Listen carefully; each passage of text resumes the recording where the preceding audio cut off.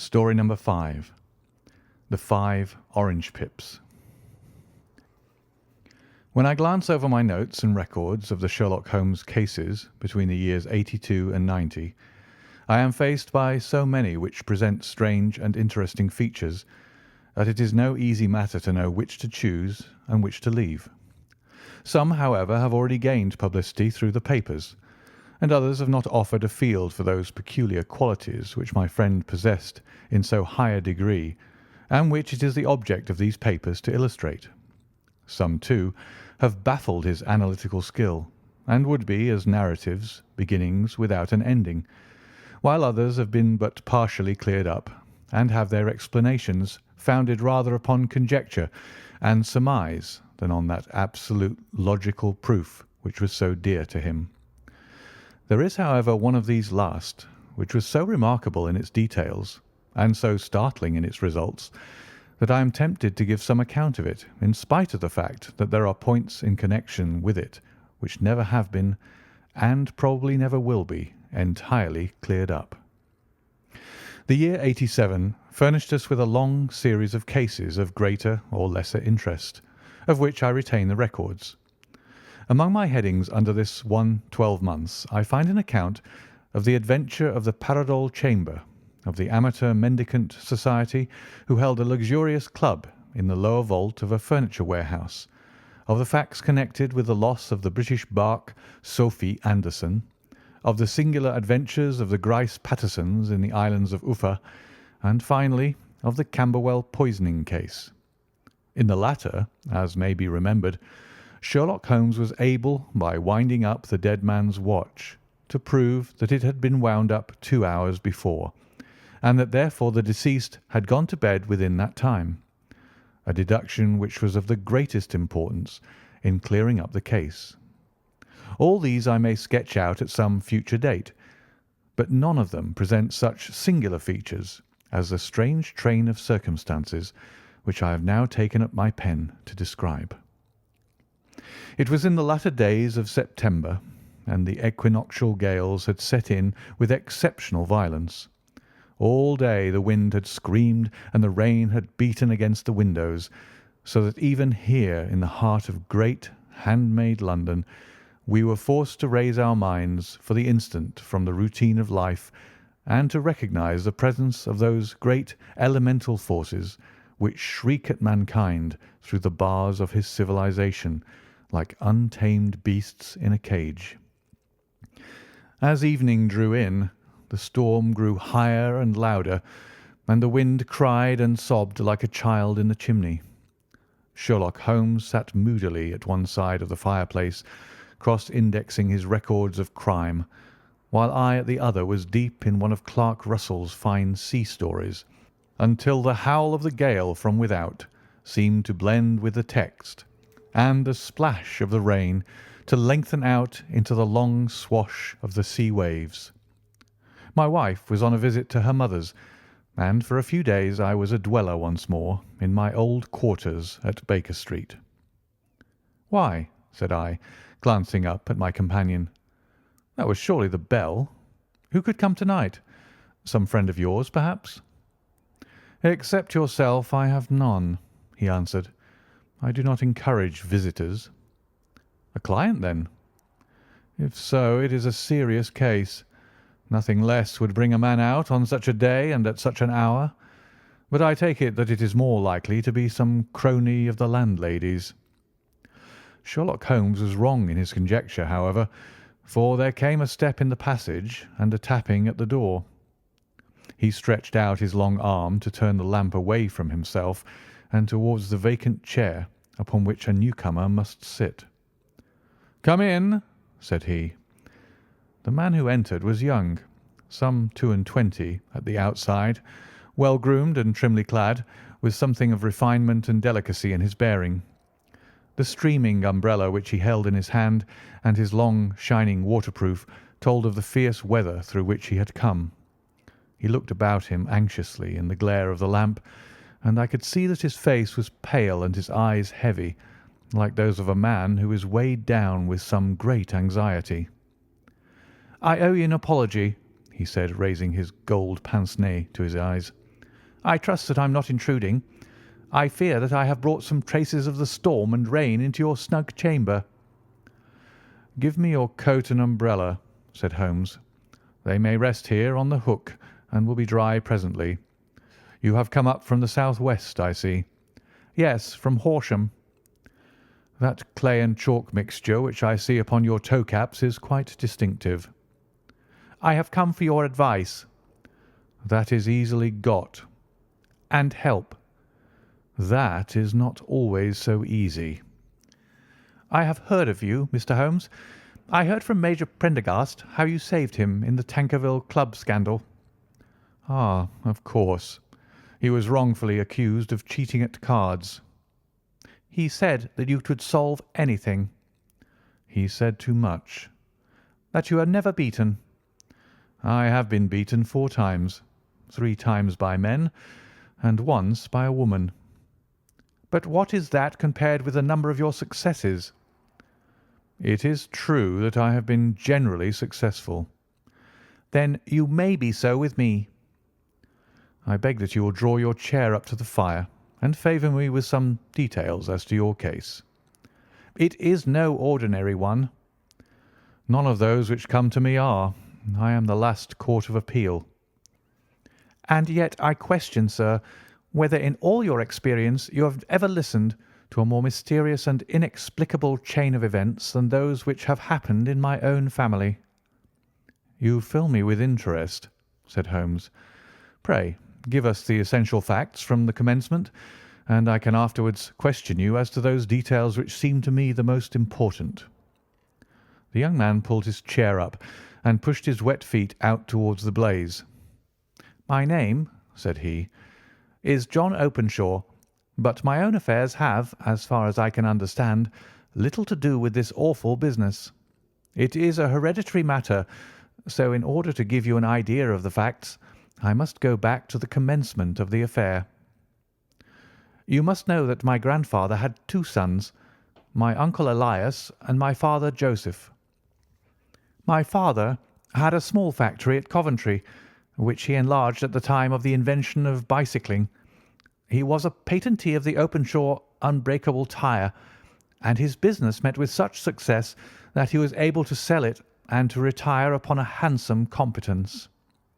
My uncle Elias emigrated to America when he was a young man and became a planter in Florida, where he was reported to have done very well. At the time of the war he fought in Jackson's army, and afterwards under Hood, where he rose to be a colonel. When Lee laid down his arms, my uncle returned to his plantation, where he remained for 3 or 4 years. About 1869 or 1870 he came back to Europe and took a small estate in Sussex, near Horsham. He had made a very considerable fortune in the States, and his reason for leaving them was his aversion to the negroes and his dislike of the Republican policy in extending the franchise to them. He was a singular man, fierce and quick-tempered, very foul-mouthed when he was angry, and of the most retiring disposition. During all the years that he lived at Horsham, I doubt if ever he set foot in the town. He had a garden and 2 or 3 fields round his house, and there he would take his exercise, though very often for weeks on end he would never leave his room. He drank a great deal of brandy and smoked very heavily, but he would see no society and did not want any friends, not even his own brother. He didn't mind me. In fact, he took a fancy to me, for at the time when he saw me first I was a youngster of 12 or so. This would be in the year 1878, after he had been 8 or 9 years in England. He begged my father to let me live with him, and he was very kind to me in his way. When he was sober, he used to be fond of playing backgammon and draughts with me, and he would make me his representative both with the servants and with the tradespeople, so that by the time that I was 16 I was quite master of the house. I kept all the keys, and could go where I liked and do what I liked, so long as I did not disturb him in his privacy. There was one singular exception, however, for he had a single room, a lumber room up among the attics, which was invariably locked, and which he would never permit either me or anyone else to enter. With a boy's curiosity, I have peeped through the keyhole, but I was never able to see more than such a collection of old trunks and bundles as would be expected in such a room. One day, it was in March 1883, a letter with a foreign stamp lay upon the table in front of the colonel's plate. It was not a common thing for him to receive letters, for his bills were all paid in ready money, and he had no friends of any sort. "From India," said he, as he took it up. "Pondicherry postmark. What can this be?"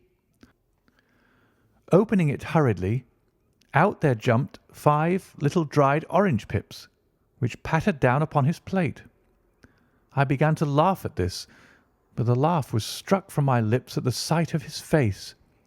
His lip had fallen, his eyes were protruding, his skin the colour of putty, and he glared at the envelope which he still held in his trembling hand. "K, K, K!" he shrieked, and then, my God, my sins have overtaken me." "What is it, uncle?" I cried.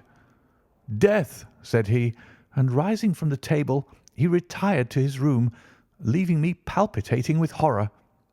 I took up the envelope and saw scrawled in red ink upon the inner flap, just above the gum, the letter K 3 times repeated. There was nothing else save the 5 dried pips. What could be the reason of his overpowering terror? I left the breakfast table, and as I ascended the stair, I met him coming down with an old rusty key which must have belonged to the attic in one hand, and a small brass box, like a cash box, in the other. "They may do what they like, but I'll checkmate them still," said he with an oath. "Tell Mary that I shall want a fire in my room to-day, and send down to Fordham the Horsham lawyer." I did as he ordered, and when the lawyer arrived I was asked to step up to the room. The fire was burning brightly, and in the grate there was a mass of black fluffy ashes as of burned paper, while the brass box stood open and empty beside it. As I glanced at the box I noticed with a start that upon the lid was printed the treble K which I had read in the morning upon the envelope. "I wish you, John," said my uncle, "to witness my will. I leave my estate, with all its advantages and all its disadvantages, to my brother, your father, whence it will no doubt descend to you. If you can enjoy it in peace, well and good. If you find you cannot, take my advice, my boy, and leave it to your deadliest enemy. I am sorry to give you such a two-edged thing, but I can't say what turn things are going to take. Kindly sign the paper where Mr. Fordham shows you." I signed the paper as directed, and the lawyer took it away with him. The singular incident made, as you may think, the deepest impression upon me, and I pondered over it and turned it every way in my mind without being able to make anything of it. Yet I could not shake off the vague feeling of dread which it left behind, though the sensation grew less keen as the weeks passed, and nothing happened to disturb the usual routine of our lives. I could see a change in my uncle, however. He drank more than ever, and he was less inclined for any sort of society. Most of his time he would spend in his room, with the door locked upon the inside, but sometimes he would emerge in a sort of drunken frenzy, and would burst out of the house and tear about the garden with a revolver in his hand, screaming out that he was afraid of no man, and that he was not to be cooped up like a sheep in a pen by man or devil. When these hot fits were over, however, he would rush tumultuously in at the door and lock and bar it behind him, like a man who can brazen it out no longer against the terror which lies at the roots of his soul. At such times I have seen his face, even on a cold day, glisten with moisture, as though it were new raised from a basin. Well, to come to an end of the matter, Mr. Holmes, and not to abuse your patience, there came a night when he made one of those drunken sallies from which he never came back. We found him, when we went to search for him, face downward in a little green-scummed pool, which lay at the foot of the garden. There was no sign of any violence, and the water was but 2 feet deep, so that the jury, having regard to his known eccentricity, brought in a verdict of suicide. But I, who knew how he winced from the very thought of death, had much ado to persuade myself that he had gone out of his way to meet it. The matter passed, however, and my father entered into possession of the estate, and of some £14,000 which lay to his credit at the bank. "One moment," Holmes interposed. "Your statement is, I foresee, one of the most remarkable to which I have ever listened. Let me have the date of the reception by your uncle of the letter, and the date of his supposed suicide." "The letter arrived on March 10th, 1883. His death was 7 weeks later, upon the night of May 2nd. "Thank you. Pray proceed." "When my father took over the Horsham property, he, at my request, made a careful examination of the attic, which had been always locked up. We found the brass box there, although its contents had been destroyed. On the inside of the cover was a paper label with the initials of K.K.K. repeated upon it, and letters, memoranda, receipts, and a register written beneath. These, we presume, indicated the nature of the papers which had been destroyed by Colonel Openshaw. For the rest, there was nothing of much importance in the attic, save a great many scattered papers and notebooks bearing upon my uncle's life in America. Some of them were of the war time, and showed that he had done his duty well, and had borne the repute of a brave soldier.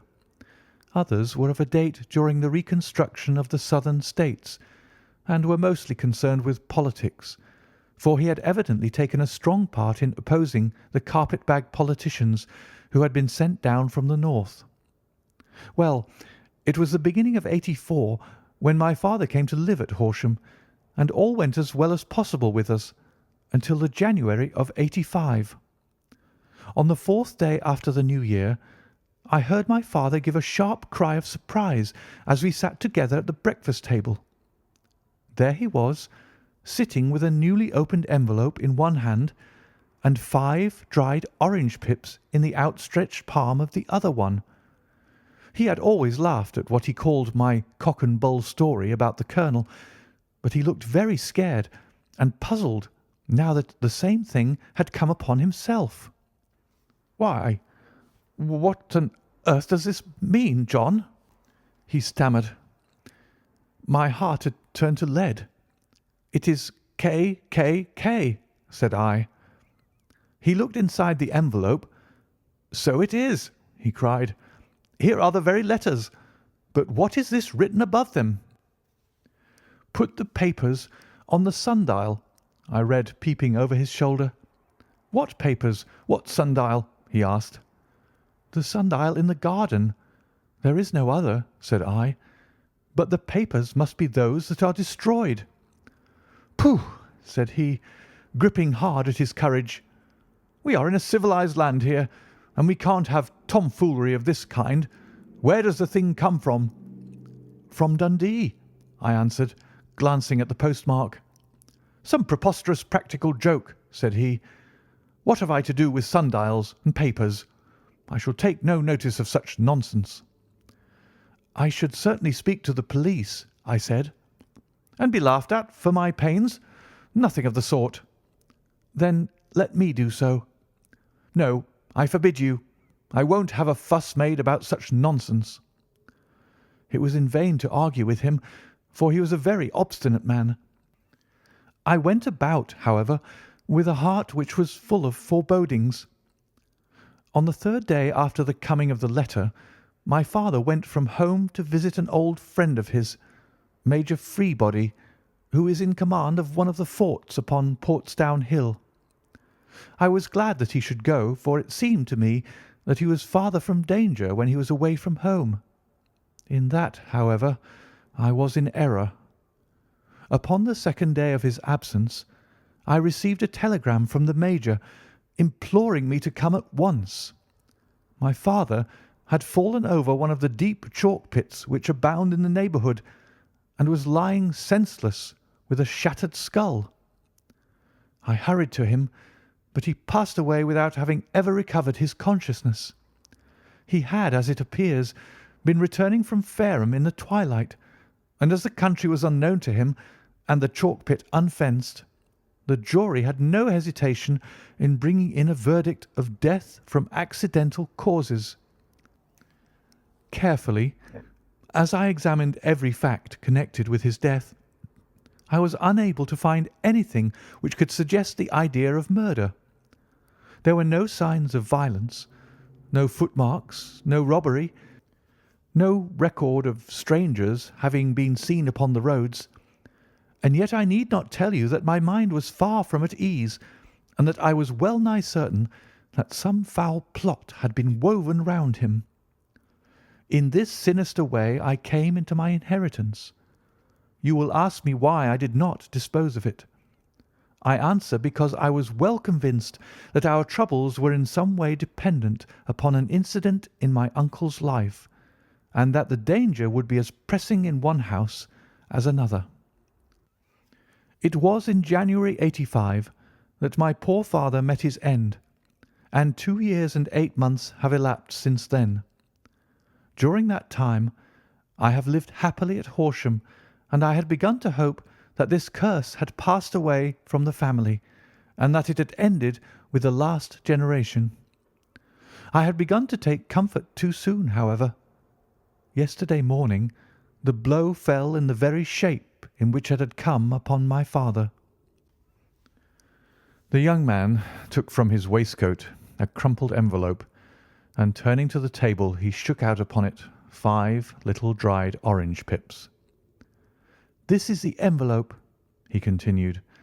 "The postmark is London, Eastern Division. Within are the very words which were upon my father's last message, K, K, K. And then put the papers on the sundial." "What have you done?" asked Holmes. "Nothing." "Nothing?" "To tell the truth," he sank his face into his thin white hands, "I have felt helpless. I have felt like one of those poor rabbits when the snake is writhing towards it. I seem to be in the grasp of some resistless, inexorable evil which no foresight and no precautions can guard against." "Tut, tut!" cried Sherlock Holmes. "You must act, man, or you are lost. Nothing but energy can save you. This is no time for despair." "I have seen the police." "Ah!" "But they listened to my story with a smile. I am convinced that the inspector has formed the opinion that the letters are all practical jokes, and that the deaths of my relations were really accidents, as the jury stated, and were not to be connected with the warnings." Holmes shook his clenched hands in the air. "Incredible imbecility!" he cried. "They have, however, allowed me a policeman, who may remain in the house with me." "Has he come with you tonight?" "No, his orders were to stay in the house." Again Holmes raved in the air. "Why did you come to me?" he cried. "And above all, why did you not come at once?" "I did not know. It was only to-day that I spoke to Major Prendergast about my troubles, and was advised by him to come to you." "It is really 2 days since you had the letter. We should have acted before this. You have no further evidence, I suppose, than that which you have placed before us? No suggestive detail which might help us?" "There is one thing," said John Openshaw. He rummaged in his coat pocket, and drawing out a piece of discoloured blue-tinted paper, he laid it out upon the table. "I have some remembrance," said he, "that on the day when my uncle burned the papers, I observed that the small unburned margins which lay amid the ashes were of this particular colour. I found this single sheet upon the floor of his room, and I am inclined to think that it may be one of the papers which has, perhaps, fluttered out from among the others, and in that way has escaped destruction. Beyond the mention of pips, I do not see that it helps us much. I think myself that it is a page from some private diary. The writing is undoubtedly my uncle's." Holmes moved the lamp, and we both bent over the sheet of paper, which showed by its ragged edge that it had indeed been torn from a book. It was headed March 1869, and beneath were the following enigmatical notices: 4th, Hudson came, same old platform. 7th, set the pips on Macaulay, Paramore, and John Swain of St. Augustine. 9th, Macaulay cleared. 10th, John Swain cleared. 12th, visited Paramore. All well. "Thank you," said Holmes, folding up the paper and returning it to our visitor. "And now you must on no account lose another instant. We cannot spare time even to discuss what you have told me. You must get home instantly and act." "What shall I do?"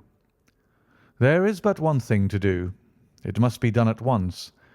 You must put this piece of paper which you have shown us into the brass box which you have described. You must also put in a note to say that all the other papers were burned by your uncle, and that this is the only one which remains. You must assert that in such words as will carry conviction with them.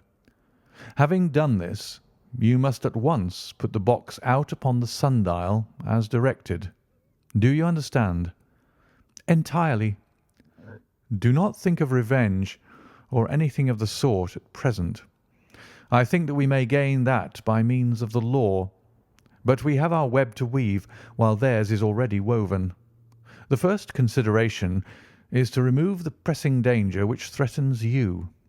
The second is to clear up the mystery and to punish the guilty parties." "I thank you," said the young man, rising and pulling on his overcoat. "You have given me fresh life and hope. I shall certainly do as you advise." "Do not lose an instant. And above all take care of yourself in the meanwhile, for I do not think that there can be a doubt that you are threatened by a very real and imminent danger. How do you go back?" "By train from Waterloo." "It is not yet 9. The streets will be crowded, so I trust that you may be in safety. And yet you cannot guard yourself too closely." "I am armed." "That is well. Tomorrow I shall set to work upon your case." "I shall see you at Horsham, then?" "No. Your secret lies in London. It is there that I shall seek it." "Then I shall call upon you in a day or in 2 days with news as to the box and the papers. I shall take your advice in every particular." He shook hands with us and took his leave. Outside the wind still screamed and the rain splashed and pattered against the windows. This strange wild story seemed to have come to us from amid the mad elements, blown in upon us like a sheet of seaweed in a gale, and now to have been reabsorbed by them once more.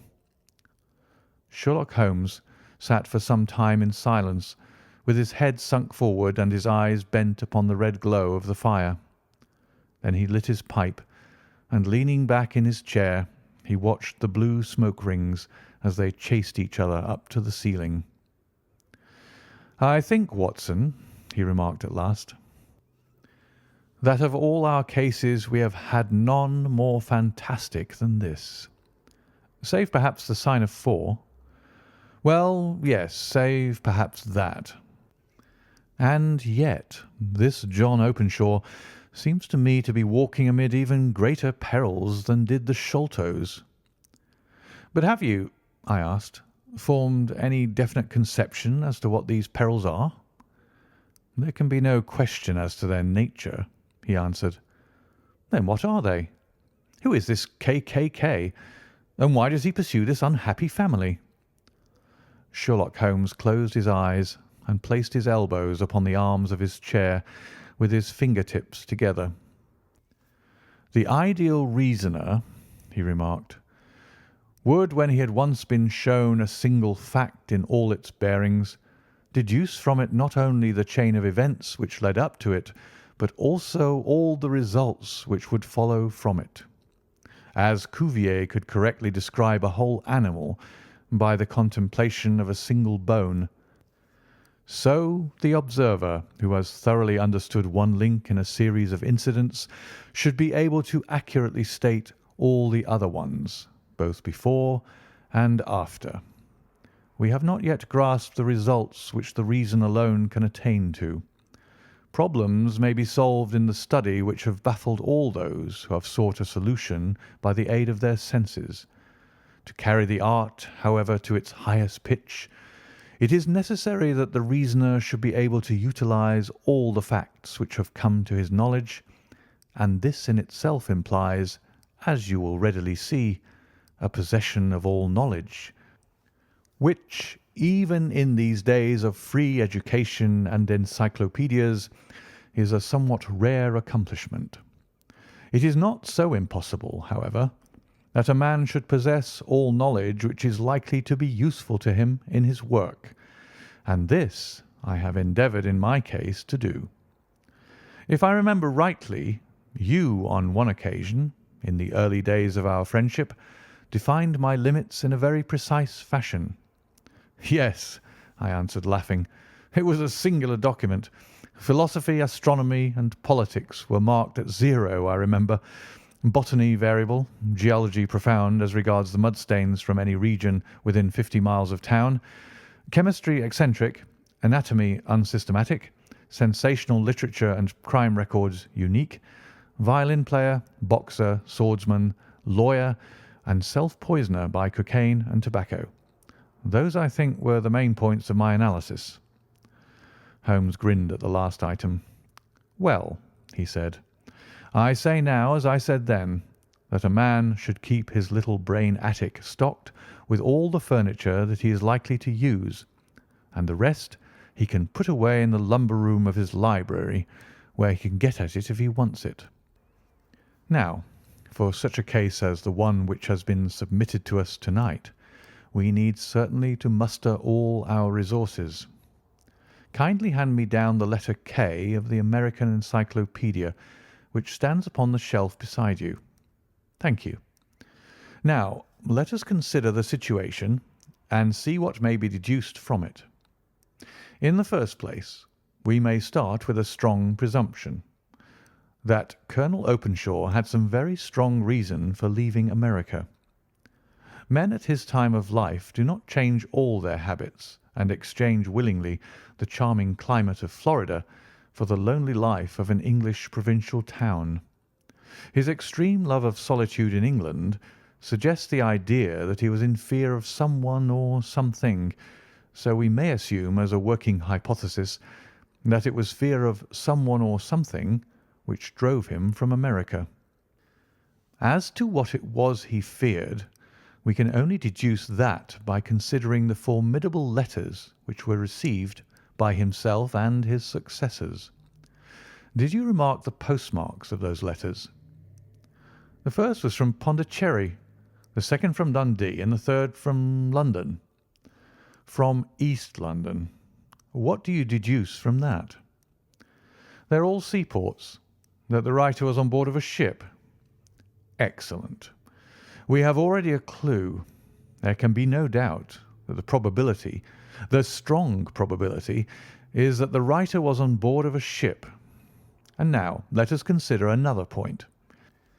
In the case of Pondicherry, 7 weeks elapsed between the threat and its fulfilment. In Dundee it was only some 3 or 4 days. Does that suggest anything? A greater distance to travel? But the letter had also a greater distance to come. Then I do not see the point. There is at least a presumption that the vessel in which the man or men are is a sailing ship. It looks as if they always send their singular warning or token before them when starting upon their mission. You see how quickly the deed followed the sign when it came from Dundee. If they had come from Pondicherry in a steamer, they would have arrived almost as soon as their letter.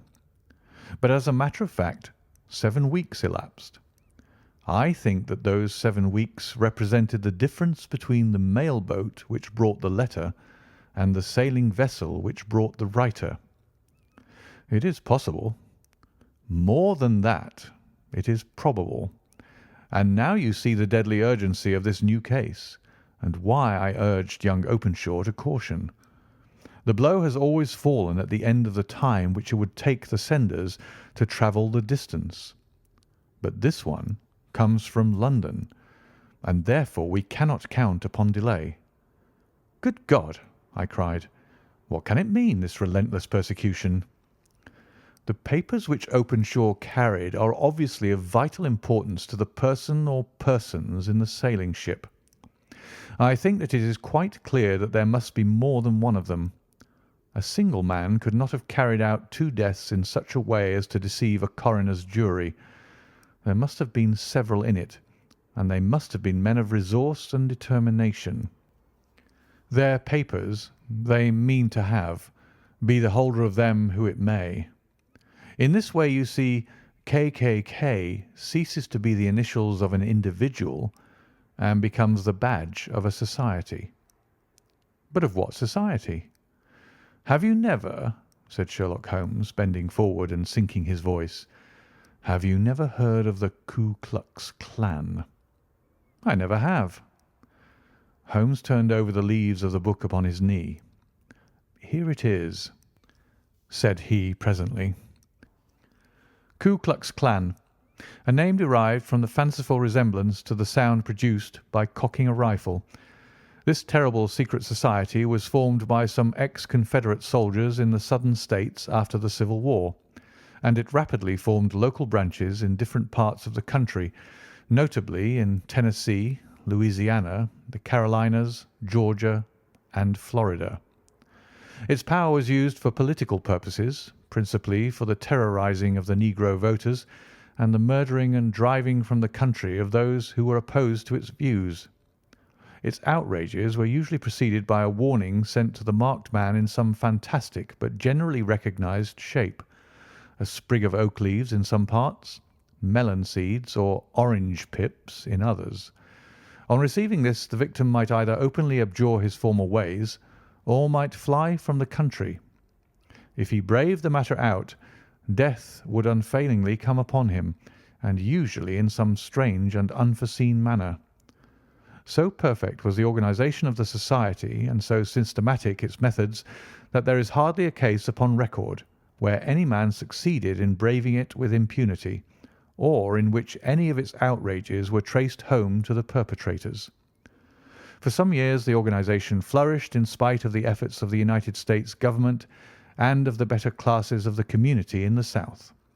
Eventually, in the year 1869, the movement rather suddenly collapsed, although there have been sporadic outbreaks of the same sort since that date. "You will observe," said Holmes, laying down the volume, "that the sudden breaking up of the society was coincident with the disappearance of Openshaw from America with their papers. It may well have been cause and effect. It is no wonder that he and his family have some of the more implacable spirits upon their track. You can understand that this register and diary may implicate some of the first men in the South, and that there may be many who will not sleep easy at night until it is recovered." "Then the page we've seen is such as we might expect. It ran, if I remember right, sent the pips to A, B, and C, that is, sent the society's warning to them. Then there are successive entries that A and B cleared or left the country, and finally that C was visited with, I fear, a sinister result for C.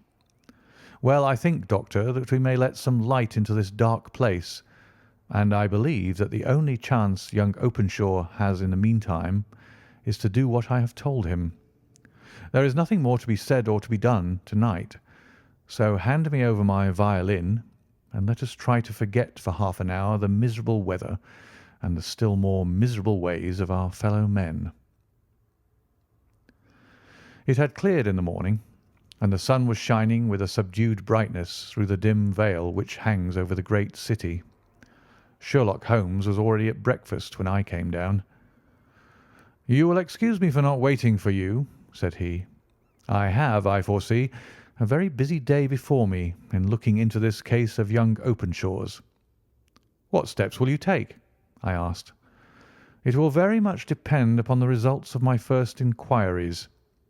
I may have to go down to Horsham after all." "You will not go there first?" "No, I shall commence with the city. Just ring the bell, and the maid will bring up your coffee." As I waited, I lifted the unopened newspaper from the table and glanced my eye over it. It rested upon a heading which sent a chill to my heart.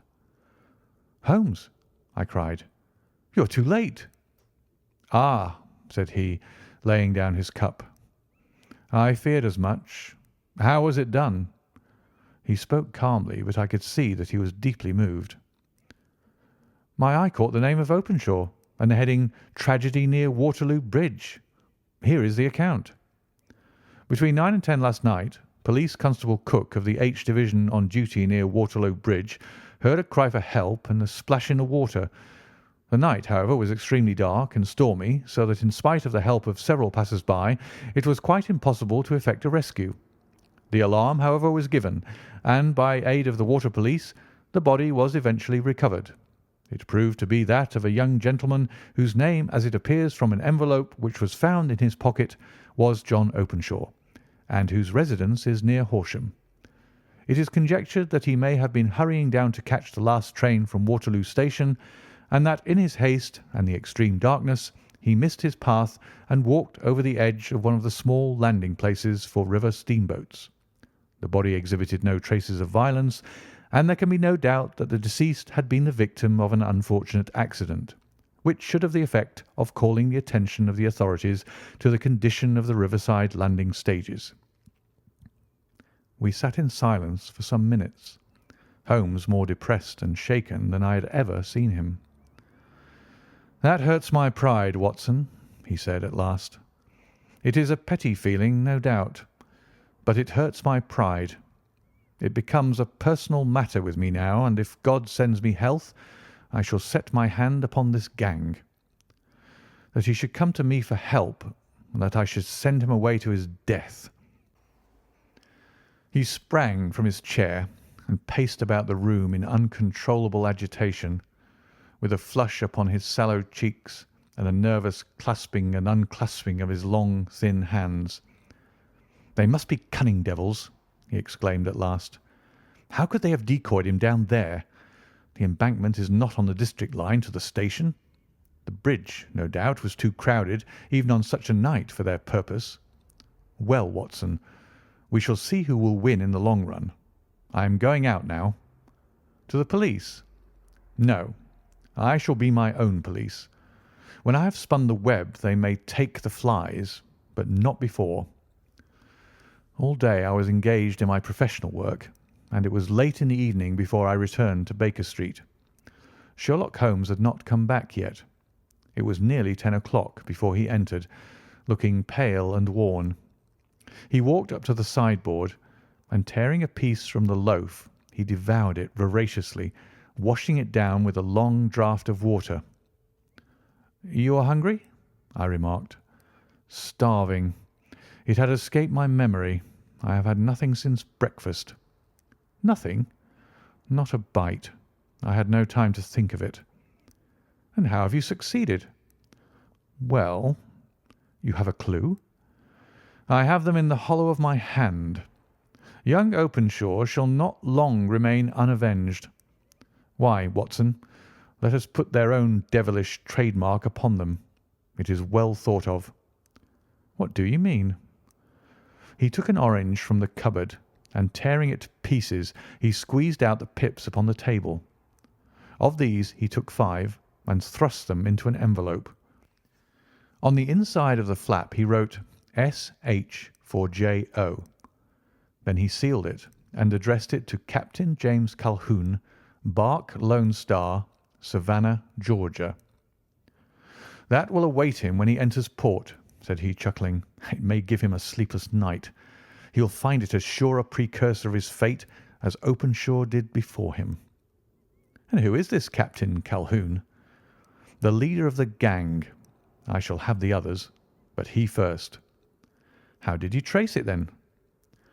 He took a large sheet of paper from his pocket, all covered with dates and names. "I have spent the whole day," said he, "over Lloyd's registers and files of the old papers, following the future career of every vessel which touched at Pondicherry in January and February in '83. There were 36 ships of fair tonnage which were reported there during those months.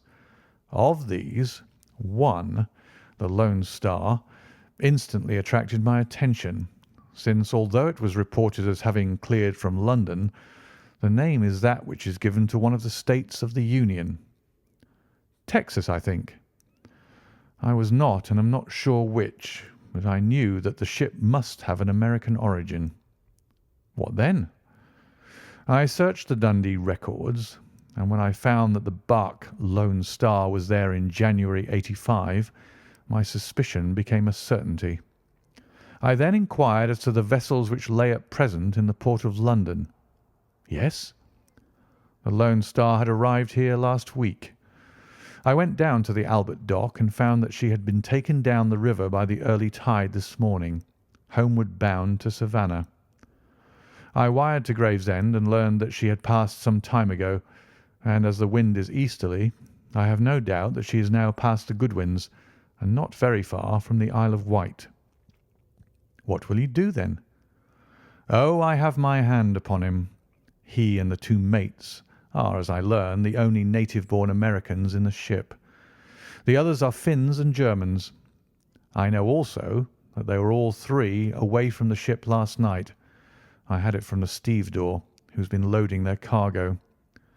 By the time that their sailing ship reaches Savannah, the mailboat will have carried this letter, and the cable will have informed the police of Savannah that these three gentlemen are badly wanted here upon a charge of murder. There is ever a flaw, however, in the best laid of human plans, and the murderers of John Openshaw were never to receive the orange pips which would show them that another, as cunning and as resolute as themselves, was upon their track. Very long and very severe were the equinoctial gales that year. We waited long for news of the Lone Star of Savannah, but none ever reached us. We did at last hear that somewhere, far out in the Atlantic, a shattered stern post of a boat was seen swinging in the trough of a wave, with the letters L.S. carved upon it. And that is all which we shall ever know of the fate of the Lone Star." Story 6. The Man with the Twisted Lip. Isa Whitney, brother of the late Elias Whitney, D.D., principal of the Theological College of St. George's, was much addicted to opium. The habit grew upon him, as I understand, from some foolish freak when he was at college, for having read De Quincey's description of his dreams and sensations, he had drenched his tobacco with laudanum in an attempt to produce the same effects. He found, as so many more have done, that the practice is easier to attain than to get rid of, and for many years he continued to be a slave to the drug, an object of mingled horror and pity to his friends and relatives. I can see him now, with yellow, pasty face, drooping lips, and pinpoint pupils, all huddled in a chair, the wreck and ruin of a noble man. One night, it was in June '89, there came a ring to my bell, about the hour when a man gives his first yawn and glances at the clock. I sat up in my chair, and my wife laid her needlework down in her lap and made a little face of disappointment. "A patient," said she. "You'll have to go out." I groaned, for I was newly come back from a weary day. We heard the door open, a few hurried words, and then quick steps upon the linoleum. Our own door flew open, and a lady, clad in some dark-coloured stuff, with a black veil, entered the room. "You will excuse my calling so late," she began, and then suddenly losing her self-control, she ran forward, threw her arms about my wife's neck, and sobbed upon her shoulder. "Oh, I'm in such trouble!" she cried. "I do so want a little help." "Why?" said my wife, pulling up her veil. "It is Kate Whitney. How you startled me, Kate! I had not an idea who you were when you came in." "I didn't know what to do, so I came straight to you." That was always the way. Folk who were in grief came to my wife like birds to a lighthouse. "It was very sweet of you to come. Now you must have some wine and water, and sit here comfortably and tell us all about it. Or should you rather that I sent James off to bed?" "Oh, no, no. I want the doctor's advice and help too. It's about Isa. He has not been home for 2 days. I am so frightened about him." It was not the first time that she had spoken to us of her husband's trouble, to me as a doctor, to my wife as an old friend and school companion. We soothed and comforted her by such words as we could find. Did she know where her husband was? Was it possible that we could bring him back to her? It seems that it was. She had the surest information that of late he had, when the fit was on him, made use of an opium den in the farthest east of the city. Hitherto his orgies had always been confined to one day, and he had come back, twitching and shattered, in the evening. But now the spell had been upon him 48 hours, and he lay there, doubtless among the dregs of the docks, breathing in the poison or sleeping off the effects. There he was to be found, she was sure of it, at the Bar of Gold in Upper Swandam Lane. But what was she to do? How could she, a young and timid woman, make her way into such a place and pluck her husband out from among the ruffians who surrounded him? There was the case, and of course there was but one way out of it. Might I not escort her to this place? And then, as a second thought, why should she come at all? I was Isa Whitney's medical adviser, and as such I had influence over him. I could manage it better if I were alone. I promised her on my word that I would send him home in a cab within 2 hours, if he were indeed at the address which she had given me. And so in 10 minutes I had left my armchair and cheery sitting-room behind me, and was speeding eastward in a hansom on a strange errand, as it seemed to me at the time, though the future only could show how strange it was to be. But there was no great difficulty in the first stage of my adventure. Upper Swandam Lane is a vile alley lurking behind the high wharves which line the north side of the river to the east of London Bridge. Between a slop shop and a gin shop, approached by a steep flight of steps leading down to a black gap like the mouth of a cave, I found the den of which I was in search. Ordering my cab to wait, I passed down the steps, worn hollow in the centre by the ceaseless tread of drunken feet, and by the light of a flickering oil lamp above the door I found the latch and made my way into a long, low room, thick and heavy with the brown opium smoke, and terraced with wooden berths like the forecastle of an emigrant ship. Through the gloom one could dimly catch a glimpse of bodies lying in strange, fantastic poses, bowed shoulders, bent knees, heads thrown back and chins pointing upward, with here and there a dark, lack-lustre eye turned upon the newcomer. Out of the black shadows there glimmered little red circles of light, now bright, now faint, as the burning poison waxed or waned in the bowls of the metal pipes.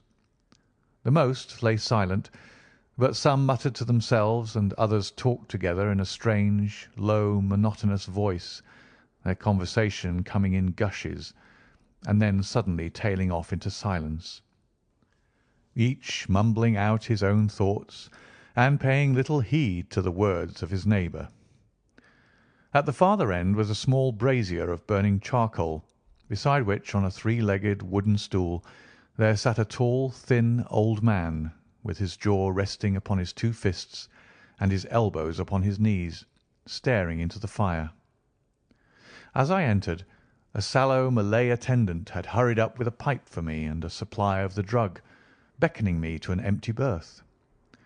"Thank you, I have not come to stay," said I. "There is a friend of mine here, Mr. Isa Whitney, and I wish to speak with him." There was a movement and an exclamation from my right, and peering through the gloom, I saw Whitney, pale, haggard, and unkempt, staring out at me. "My God, it's Watson," said he. He was in a pitiable state of reaction, with every nerve in a twitter, I say, Watson, what o'clock is it?" "Nearly 11." "Of what day?" "Of Friday, June 19th." "Good heavens! I thought it was Wednesday." "It is Wednesday. What do you want to frighten a chap for?"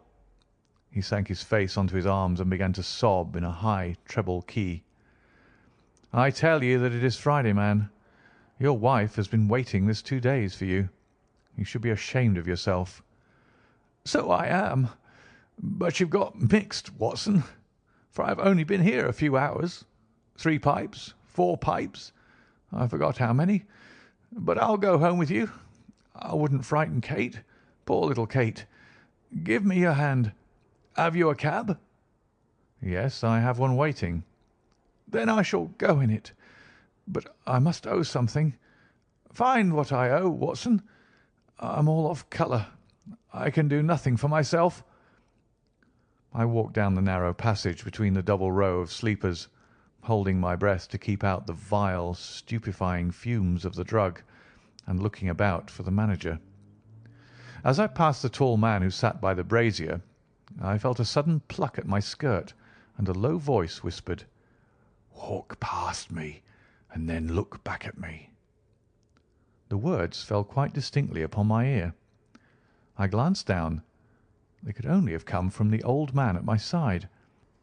And yet he sat now as absorbed as ever, very thin, very wrinkled, bent with age, an opium pipe dangling down from beneath his knees as though it had dropped in sheer lassitude from his fingers. I took 2 steps forward and looked back. It took all my self-control to prevent me from breaking out into a cry of astonishment.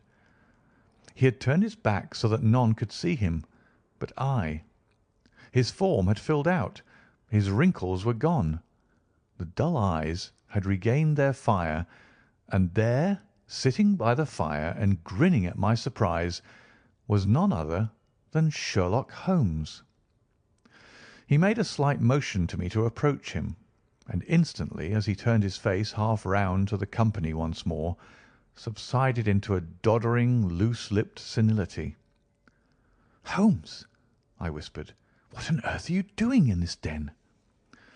"As low as you can," he answered. "I have excellent ears. If you would have the great kindness to get rid of that sottish friend of yours, I should be exceedingly glad to have a little talk with you." "I have a cab outside." "Then pray send him home in it. You may safely trust him, for he appears to be too limp to get into any mischief. I should recommend you also to send a note by the cabman to your wife to say that you have thrown in your lot with me. If you will wait outside, I shall be with you in 5 minutes." It was difficult to refuse any of Sherlock Holmes's requests, for they are always so exceedingly definite, and put forward with such a quiet air of mastery. I felt, however, that when Whitney was once confined in the cab, my mission was practically accomplished. And for the rest, I could not wish anything better than to be associated with my friend in one of those singular adventures which were the normal condition of his existence. In a few minutes I had written my note, paid Whitney's bill, led him out to the cab, and seen him driven through the darkness. In a very short time a decrepit figure had emerged from the opium den, and I was walking down the street with Sherlock Holmes.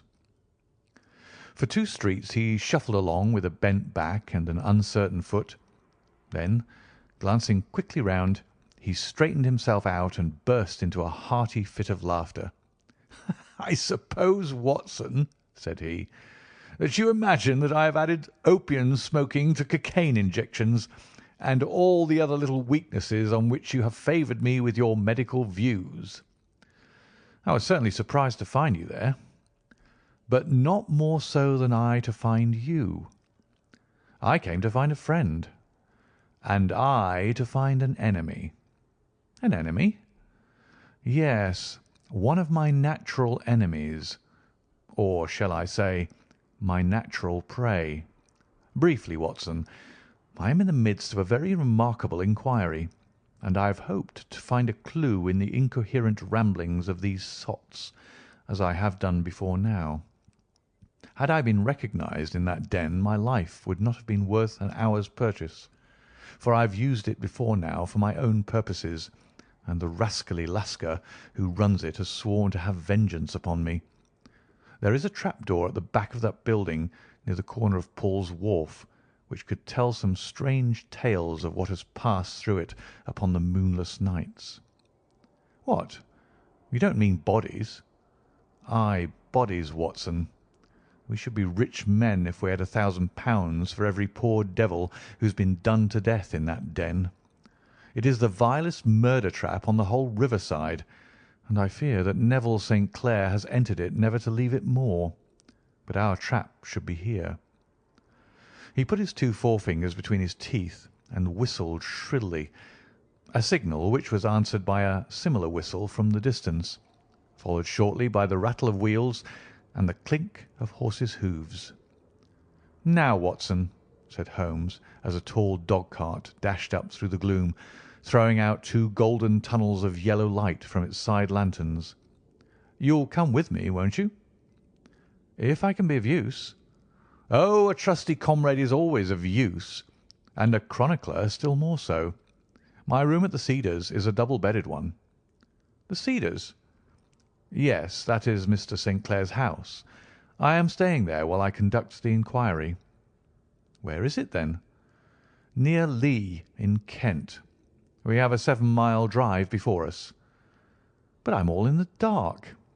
"Of course you are. You'll know all about it presently.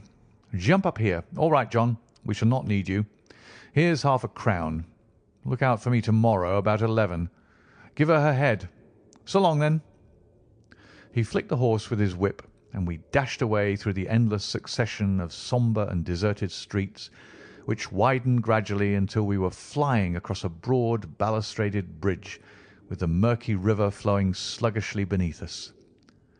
Beyond lay another dull wilderness of bricks and mortar, its silence broken only by the heavy, regular footfall of the policeman, or the songs and shouts of some belated party of revellers. A dull wrack was drifting slowly across the sky, and a star or two twinkled dimly here and there through the rifts of the clouds. Holmes drove in silence, with his head sunk upon his breast, and the air of a man who is lost in thought, while I sat beside him, curious to learn what this new quest might be which seemed to tax his powers so sorely, and yet afraid to break in upon the current of his thoughts. We had driven several miles, and were beginning to get to the fringe of the belt of suburban villas, when he shook himself, shrugged his shoulders, and lit up his pipe with the air of a man who has satisfied himself that he is acting for the best. "You have a grand gift of silence, Watson," said he. "It makes you quite invaluable as a companion. Upon my word, it is a great thing for me to have someone to talk to, for my own thoughts are not over pleasant. I was wondering what I should say to this dear little woman to-night when she meets me at the door." "You forget that I know nothing about it." "I shall just have time to tell you the facts of the case before we get to Lee. It seems absurdly simple, and yet somehow I can get nothing to go upon. There's plenty of thread, no doubt, but I can't get the end of it into my hand. Now, I'll state the case clearly and concisely to you, Watson, and maybe you can see a spark where all is dark to me." "Proceed, then." Some years ago, to be definite, in May, 1884, there came to Lee a gentleman, Neville St. Clair by name, who appeared to have plenty of money. He took a large villa, laid out the grounds very nicely, and lived generally in good style. By degrees he made friends in the neighbourhood, and in 1887 he married the daughter of a local brewer, by whom he now has 2 children. He has no occupation, but was interested in several companies, and went into town as a rule in the morning, returning by the 5:14 from Cannon Street every night. Mr. St. Clair is now 37 years of age, is a man of temperate habits, a good husband, a very affectionate father, and a man who is popular with all who know him. I may add that his whole debts at the present moment, as far as we have been able to ascertain, amount to £88 10 shillings. while he has £220 standing to his credit in the Capital and Counties Bank. There is no reason, therefore, to think that money troubles have been weighing upon his mind. Last Monday, Mr. Neville St. Clair went into town rather earlier than usual, remarking before he started that he had 2 important commissions to perform, and that he would bring his little boy home a box of bricks. Now, by the merest chance, his wife received a telegram upon this same Monday, very shortly after his departure, to the effect that a small parcel of considerable value, which she had been expecting, was waiting for her at the offices of the Aberdeen Shipping Company. Now, if you are well up in your London, you will know that the office of the company is in Fresno Street, which branches out of Upper Swandam Lane, where you found me tonight. Mrs. St. Clair had her lunch, started for the city, did some shopping, proceeded to the company's office, got her packet, and found herself at exactly 4:35 walking through Swandam Lane on her way back to the station. Have you followed me so far? It is very clear. If you remember, Monday was an exceedingly hot day, and Mrs. St. Clair walked slowly, glancing about in the hope of seeing a cab, as she did not like the neighbourhood in which she found herself. While she was walking in this way down Swandam Lane, she suddenly heard an ejaculation or cry, and was struck cold to see her husband looking down at her and, as it seemed to her, beckoning to her from a second-floor window. The window was open, and she distinctly saw his face, which she described as being terribly agitated.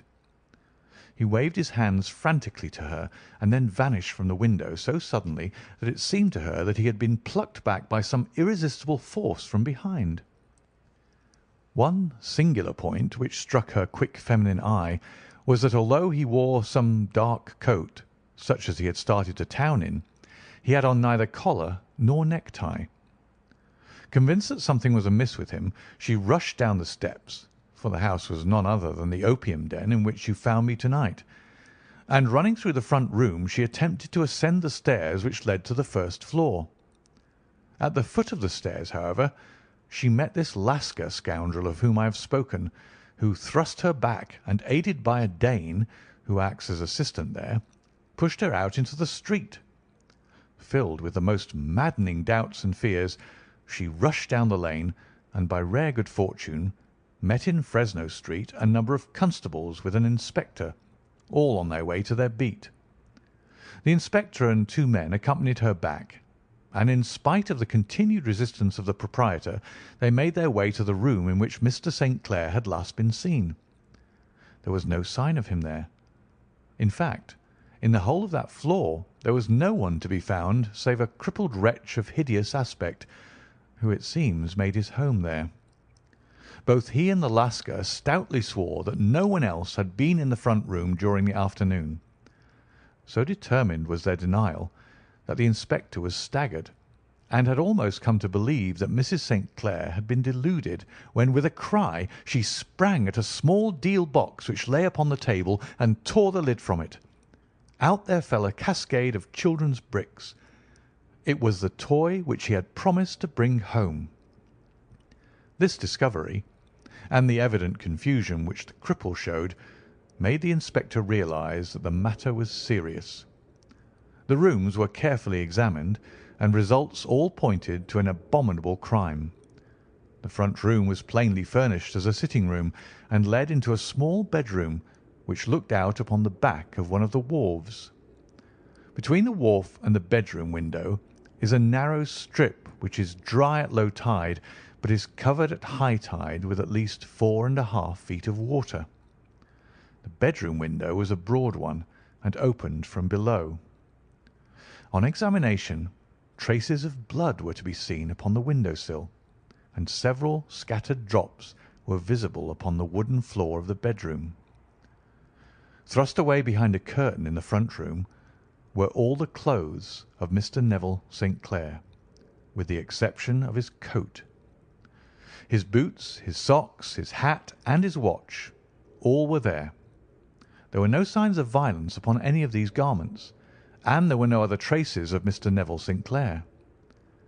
Out of the window he must apparently have gone, for no other exit could be discovered, and the ominous bloodstains upon the sill gave little promise that he could save himself by swimming, for the tide was at its very highest at the moment of the tragedy.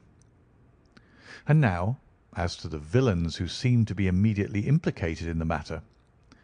The Lascar was known to be a man of the vilest antecedents, but as, by Mrs. St. Clair's story, he was known to have been at the foot of the stair within a very few seconds of her husband's appearance at the window, he could hardly have been more than an accessory to the crime. His defence was one of absolute ignorance, and he protested that he had no knowledge as to the doings of Hugh Boone, his lodger, and that he could not account in any way for the presence of the missing gentleman's clothes. So much for the Lascar manager. Now for the sinister cripple who lives upon the second floor of the opium den, and who was certainly the last human being whose eyes rested upon Neville St. Clair. His name is Hugh Boone, and his hideous face is one which is familiar to every man who goes much to the city. He is a professional beggar, though in order to avoid the police regulations he pretends to a small trade in wax vestas. Some little distance down Threadneedle Street, upon the left-hand side, there is, as you may have remarked, a small angle in the wall. Here it is that this creature takes his daily seat, cross-legged, with his tiny stock of matches on his lap, and as he is a piteous spectacle, a small rain of charity descends into the greasy leather cap which lies upon the pavement beside him. I have watched the fellow more than once before ever I thought of making his professional acquaintance, and I have been surprised at the harvest which he has reaped in a short time. His appearance, you see, is so remarkable that no one can pass him without observing him.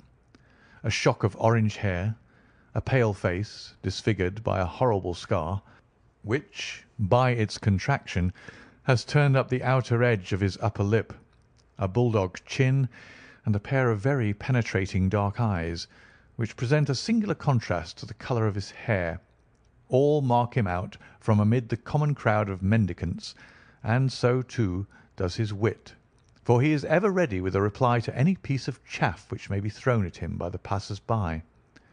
This is the man whom we now learn to have been the lodger at the opium den, and to have been the last man to see the gentleman of whom we are in quest.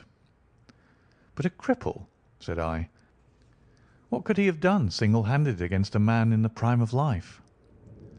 He is a cripple in the sense that he walks with a limp, but in other respects he appears to be a powerful and well-nurtured man.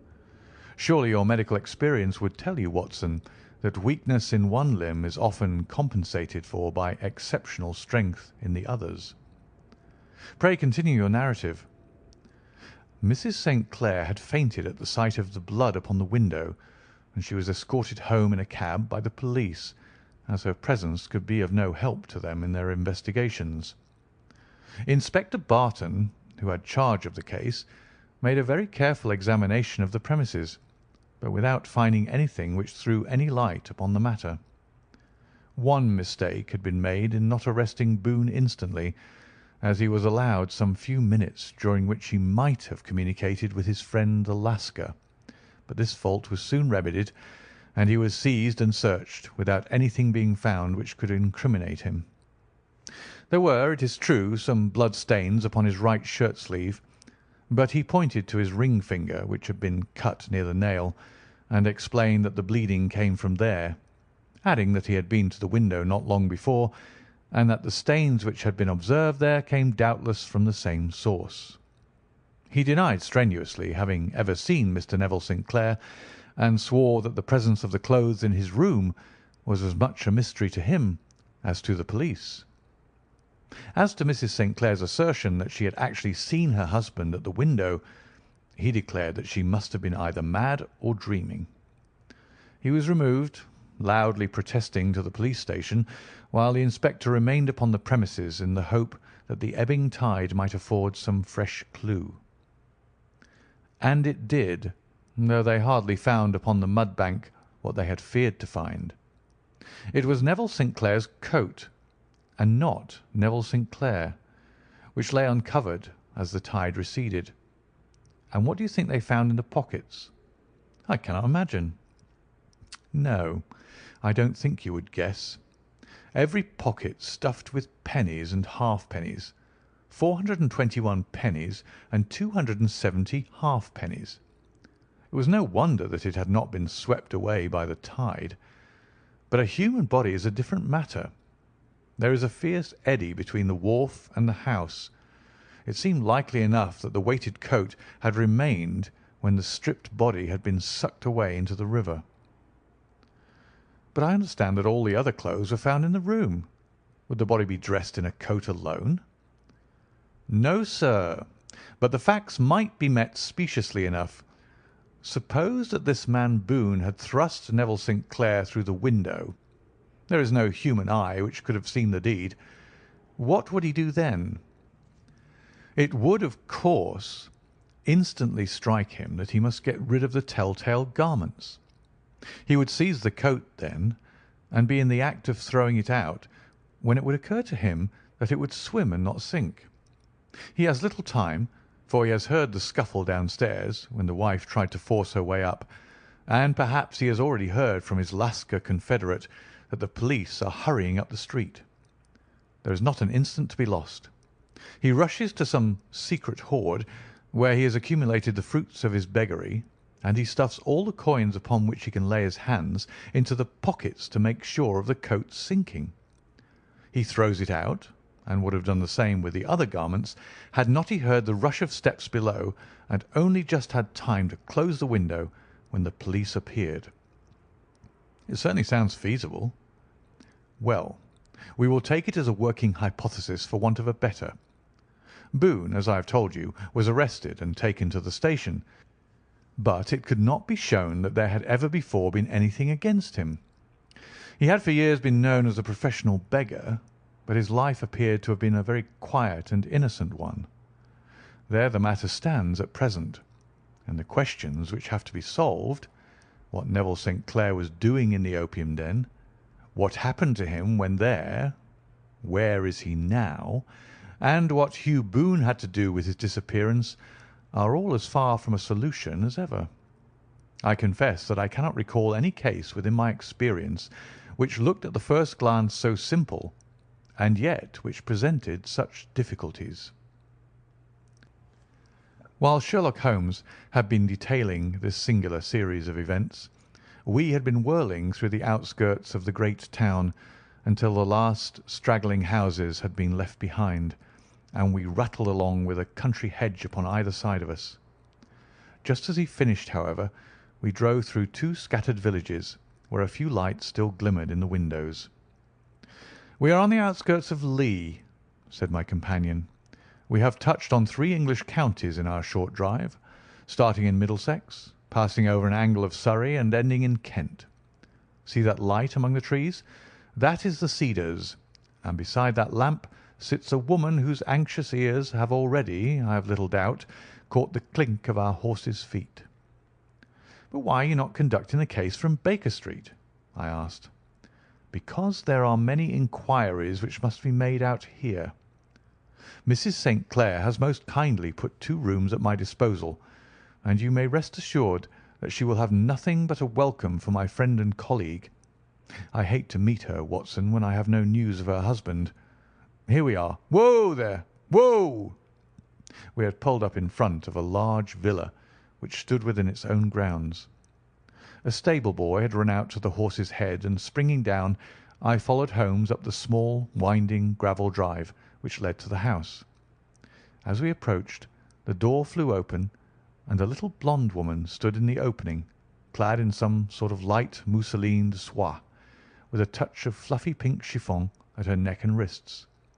She stood with her figure outlined against the flood of light, one hand upon the door, one half raised in her eagerness, her body slightly bent, her head and face protruded, with eager eyes and parted lips, a standing question. "Well," she cried, "well!" And then, seeing that there were 2 of us, she gave a cry of hope which sank into a groan as she saw that my companion shook his head and shrugged his shoulders. "No good news?" None. No bad? No. Thank God for that. But come in. You must be weary, for you have had a long day. This is my friend Dr. Watson.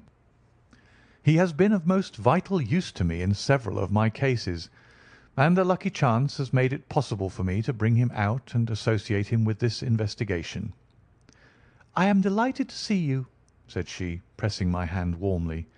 "You will, I am sure, forgive anything that you may be wanting in our arrangements when you consider the blow which has come so suddenly upon us."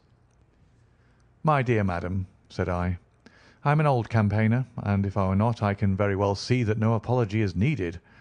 If I can be of any assistance, either to you or to my friend here, I shall be indeed happy." "Now, Mr. Sherlock Holmes," said the lady as we entered a well-lit dining-room, upon the table of which a cold supper had been laid out, "I should very much like to ask you one or two plain questions, to which I beg that you will give a plain answer." "Certainly, madam." "Do not trouble about my feelings. I am not hysterical, nor given to fainting. I simply wish to hear your real opinion." "Upon what point?" "In your heart of hearts, do you think that Neville is alive?" Sherlock Holmes seemed to be embarrassed by the question. "Frankly now?" she repeated, standing upon the rug and looking keenly down at him as he leaned back in a basket chair. "Frankly, then, madam, I do not." "You think that he is dead?" "I do." "Murdered?" "I don't say that. Perhaps." "And on what day did he meet his death?" "On Monday." "Then perhaps, Mr. Holmes, you will be good enough to explain how it is that I have received a letter from him to-day." Sherlock Holmes sprang out of his chair as if he had been galvanized. "What?" he roared. "Yes, to-day." She stood smiling, holding up a little slip of paper in the air. "May I see it?" "Certainly." He snatched it from her in his eagerness, and smoothing it out upon the table, he drew over the lamp and examined it intently. I had left my chair and was gazing at it over his shoulder. The envelope was a very coarse one, and was stamped with the Gravesend postmark, and with the date of that very day, or rather of the day before, for it was considerably after midnight. "Coarse writing," murmured Holmes. "Surely this is not your husband's writing, madam?" "No, but the enclosure is." "I perceive also that whoever addressed the envelope had to go and inquire as to the address." "How can you tell that?" "The name, you see, is in perfectly black ink, which has dried itself. The rest is of the greyish colour, which shows that blotting paper had been used. If it had been written straight off and then blotted, none would be of a deep black shade. This man has written the name, and there has then been a pause before he wrote the address, which can only mean that he was not familiar with it. It is, of course, a trifle, but there is nothing so important as trifles. Let us now see the letter. Ha! There has been an enclosure here."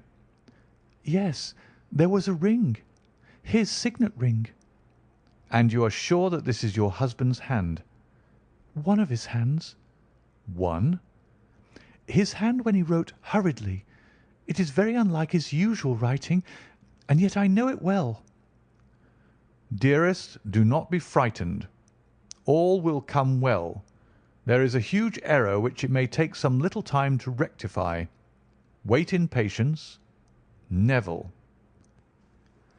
Written in pencil upon the fly-leaf of a book, octavo size, no watermark. Posted to-day in Gravesend by a man with a dirty thumb. Ha! And the flap has been gummed, if I am not very much in error, by a person who had been chewing tobacco. And you have no doubt that it is your husband's hand, madam?" "None. Neville wrote those words." "And they were posted to-day at Gravesend. Well, Mrs. St. Clair, the clouds lighten, though I should not venture to say that the danger is over." "But he must be alive, Mr. Holmes." "Unless this is a clever forgery to put us on the wrong scent. The ring, after all, proves nothing. It may have been taken from him. No, no, it is his very own writing."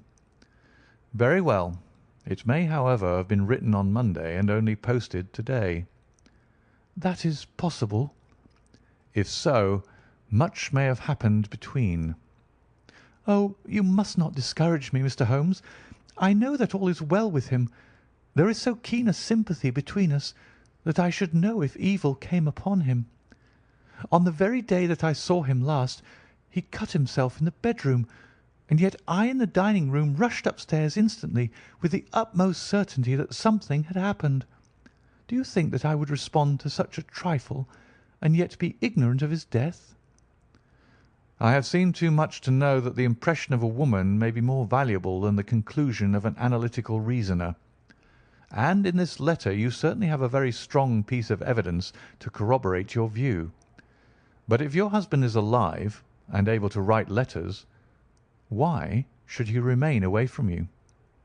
"I cannot imagine. It is unthinkable." And on Monday he made no remarks before leaving you? "No." And you were surprised to see him in Swandam Lane? "Very much so." Was the window open? "Yes." Then he might have called to you? "He might." He only, as I understand, gave an inarticulate cry. "Yes." A call for help, you thought? "Yes, he waved his hands." But it might have been a cry of surprise. Astonishment at the unexpected sight of you might cause him to throw up his hands. "It is possible." And you thought he was pulled back? "He disappeared so suddenly." He might have leapt back. You did not see anyone else in the room? "No, but this horrible man confessed to having been there, and the Lascar was at the foot of the stairs." Quite so. Your husband, as far as you could see, had his ordinary clothes on. "But without his collar or tie. I distinctly saw his bare throat." Had he ever spoken of Swandam Lane? "Never." Had he ever showed any signs of having taken opium? "Never." Thank you, Mrs. St. Clair. Those are the principal points about which I wish to be absolutely clear. We shall now have a little supper and then retire, for we may have a very busy day to-morrow. A large and comfortable double-bedded room had been placed at our disposal, and I was quickly between the sheets, for I was weary after my night of adventure. Sherlock Holmes was a man, however, who, when he had an unsolved problem upon his mind, would go for days and even a week without rest, turning it over, rearranging his facts, looking at it from every point of view until he had either fathomed it or convinced himself that his data were insufficient. It was soon evident to me that he was now preparing for an all-night sitting. He took off his coat and waistcoat, put on a large blue dressing-gown, and then wandered about the room collecting pillows from his bed and cushions from the sofa and armchairs. With these he constructed a sort of Eastern divan, upon which he perched himself cross-legged, with an ounce of shag tobacco and a box of matches laid out in front of him.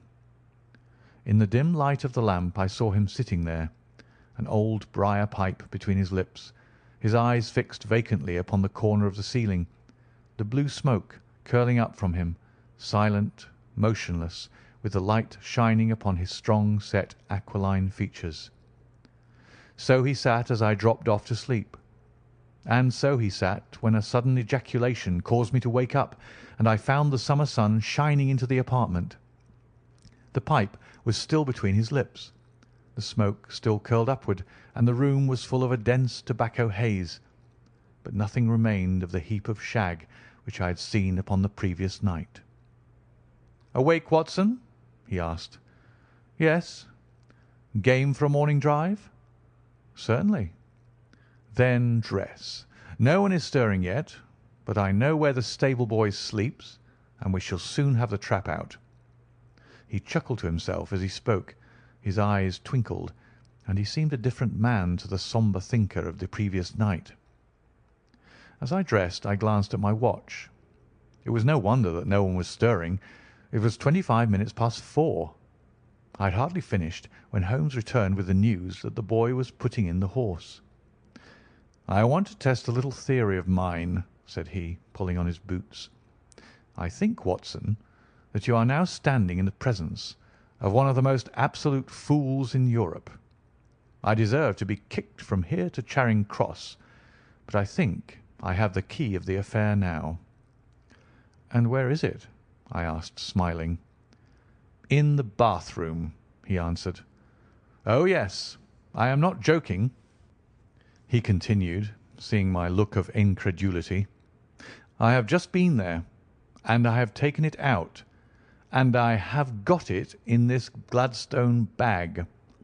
Come on, my boy, and we shall see whether it will not fit the lock." We made our way downstairs as quietly as possible and out into the bright morning sunshine. In the road stood our horse and trap, with the half-clad stable boy waiting at the head. We both sprang in, and away we dashed down the London road. A few country carts were stirring, bearing in vegetables to the metropolis, but the lines of villas on either side were as silent and lifeless as some city in a dream. "It has been in some points a singular case," said Holmes, flicking the horse on into a gallop. "I confess that I have been as blind as a mole, but it is better to learn wisdom late than never to learn it at all."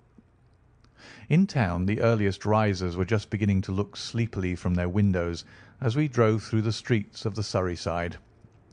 Passing down the Waterloo Bridge Road, we crossed over the river, and dashing up Wellington Street, wheeled sharply to the right and found ourselves in Bow Street. Sherlock Holmes was well known to the force, and the two constables at the door saluted him. One of them held the horse's head, while the other led us in. "Who is on duty?" asked Holmes. "Inspector Bradstreet, sir."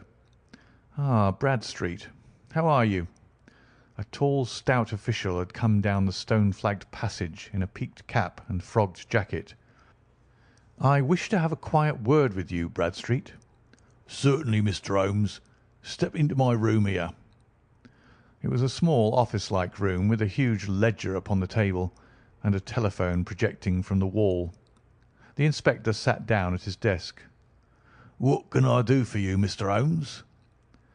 "I called about that beggarman Boone, the one who was charged with being concerned in the disappearance of Mr. Neville St. Clair of Lee." "Yes, he was brought up and remanded for further inquiries." "So I heard. You have him here?" "In the cells." "Is he quiet?" "Oh, he gives no trouble, but he is a dirty scoundrel." "Dirty?" "Yes, it's all we can do to make him wash his hands, and his face is as black as a tinker's. Well, once his case has been settled, he'll have a regular prison bath, and I think, if you saw him, you'd agree with me that he needed it." "I should like to see him very much." "Would you? That's easily done. Come this way. You can leave your bag." "No, I think that I'll take it." "Very good. Come this way, if you please." He led us down a passage, opened a barred door, passed down a winding stair, and brought us to a whitewashed corridor with a line of doors on each side.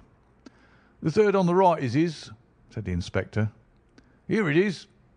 He quietly shot back a panel in the upper part of the door and glanced through. "He is asleep," said he. "You can see him very well." We both put our eyes to the grating. The prisoner lay with his face towards us, in a very deep sleep, breathing slowly and heavily. He was a middle-sized man, coarsely clad as becoming his calling, with a coloured shirt protruding through the rent in his tattered coat. He was, as the inspector had said, extremely dirty, but the grime which covered his face could not conceal its repulsive ugliness. A broad wheal from an old scar ran right across it from eye to chin, and by its contraction had turned up one side of the upper lip, so that 3 teeth were exposed in a perpetual snarl. A shock of very bright red hair grew low over his eyes and forehead. "He's a beauty, isn't he?" said the inspector.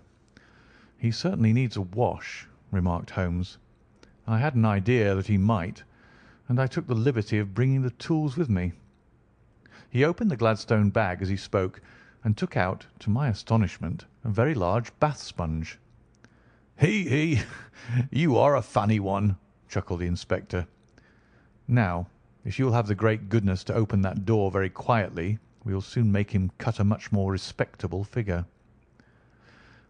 "Well, I don't know why not," said the inspector. "He doesn't look a credit to the Bow Street cells, does he?"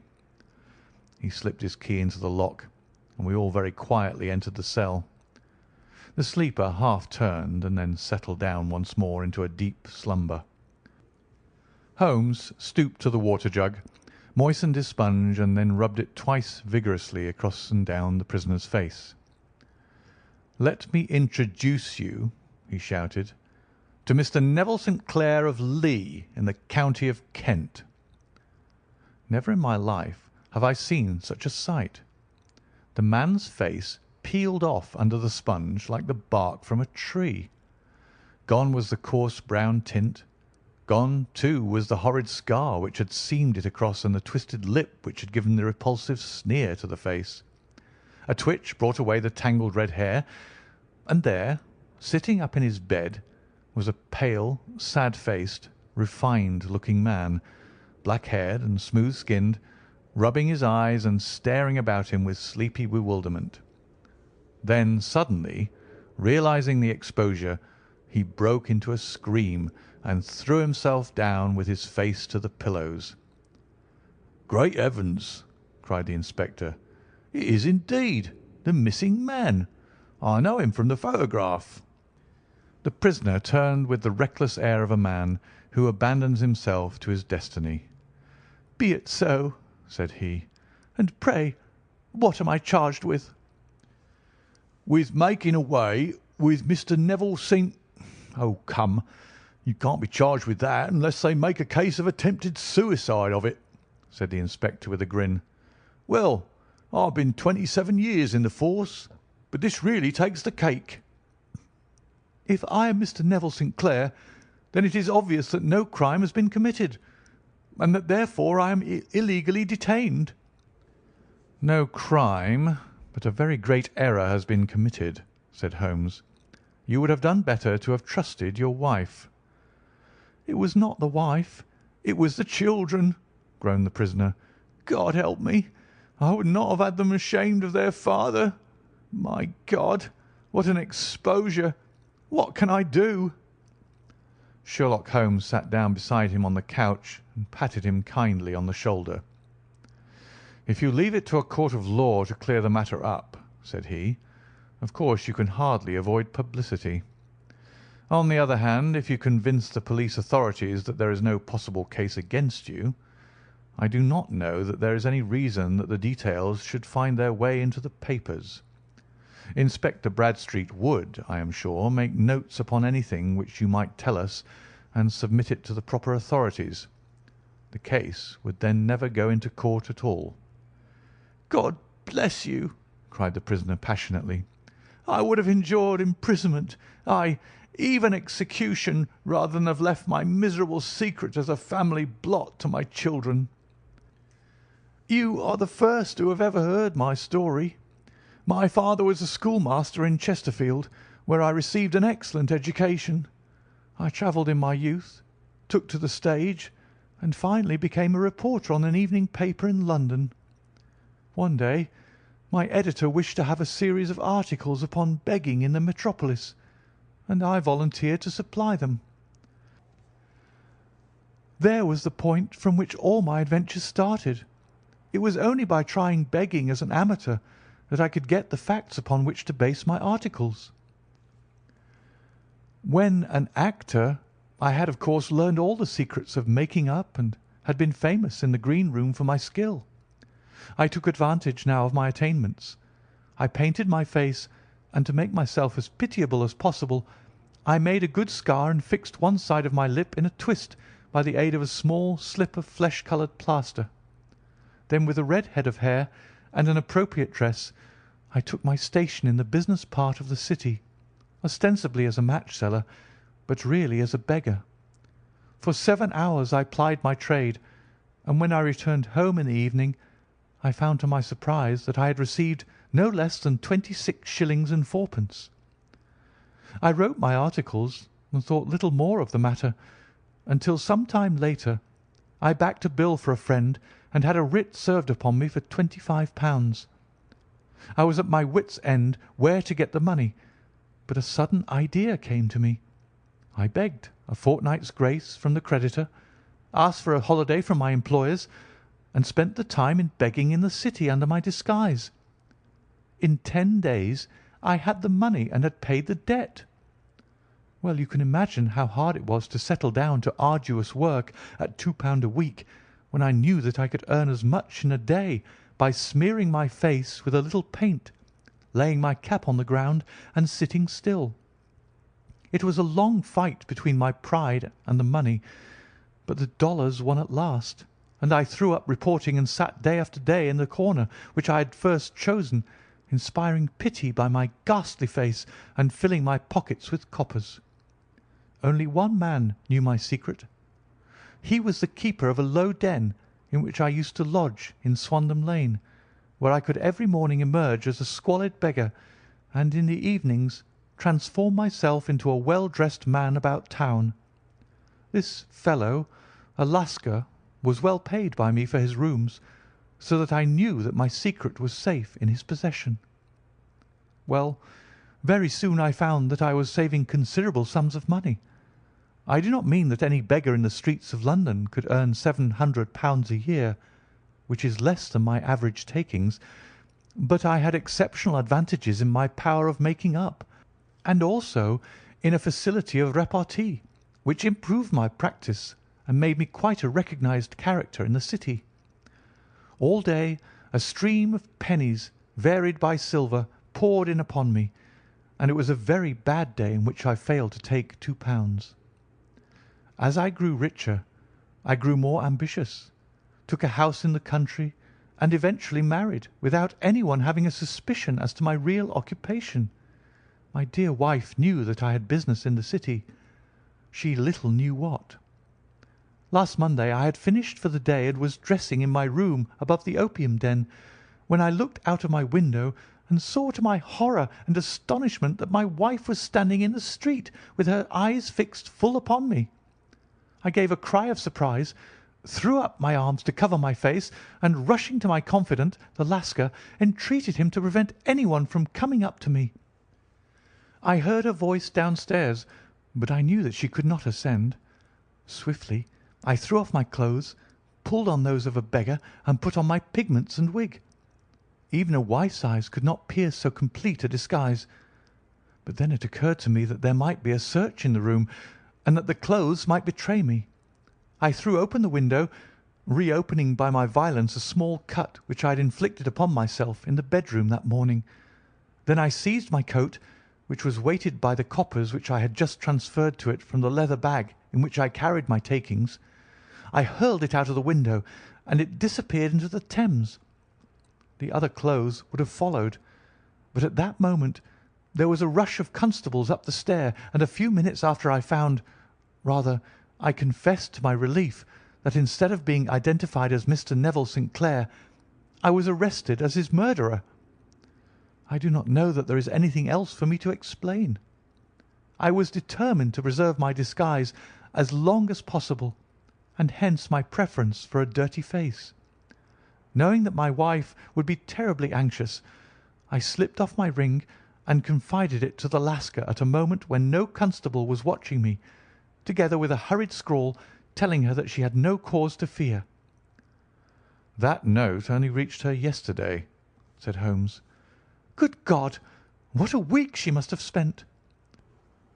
"The police have watched this Lascar," said Inspector Broadstreet, "and I can quite understand that he might find it difficult to post a letter unobserved. Probably he handed it to some sailor customer of his who forgot all about it for some days." "That was it," said Holmes, nodding approvingly. "I have no doubt of it. But have you never been prosecuted for begging?"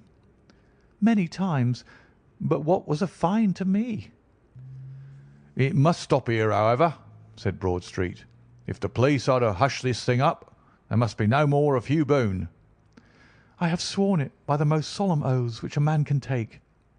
"In that case, I think that it is probable that no further steps may be taken. But if you are found again, then all must come out.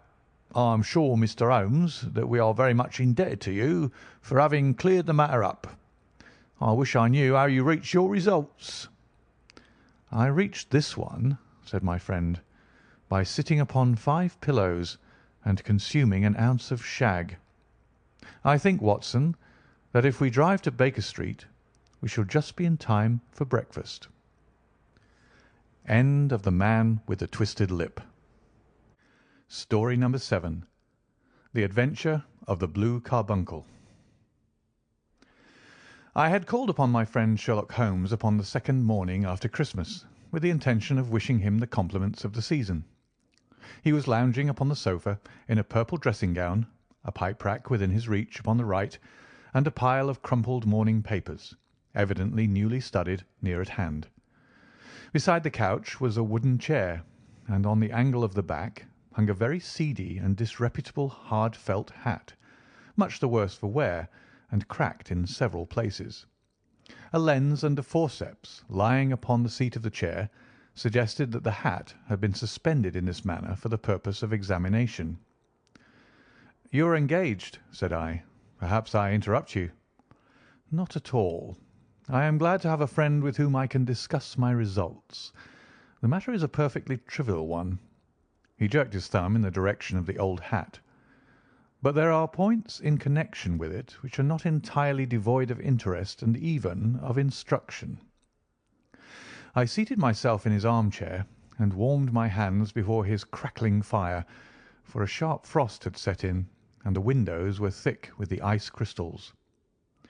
"I suppose," I remarked, "that, homely as it looks, this thing has some deadly story linked on to it, that it is the clue which will guide you in the solution of some mystery and the punishment of some crime."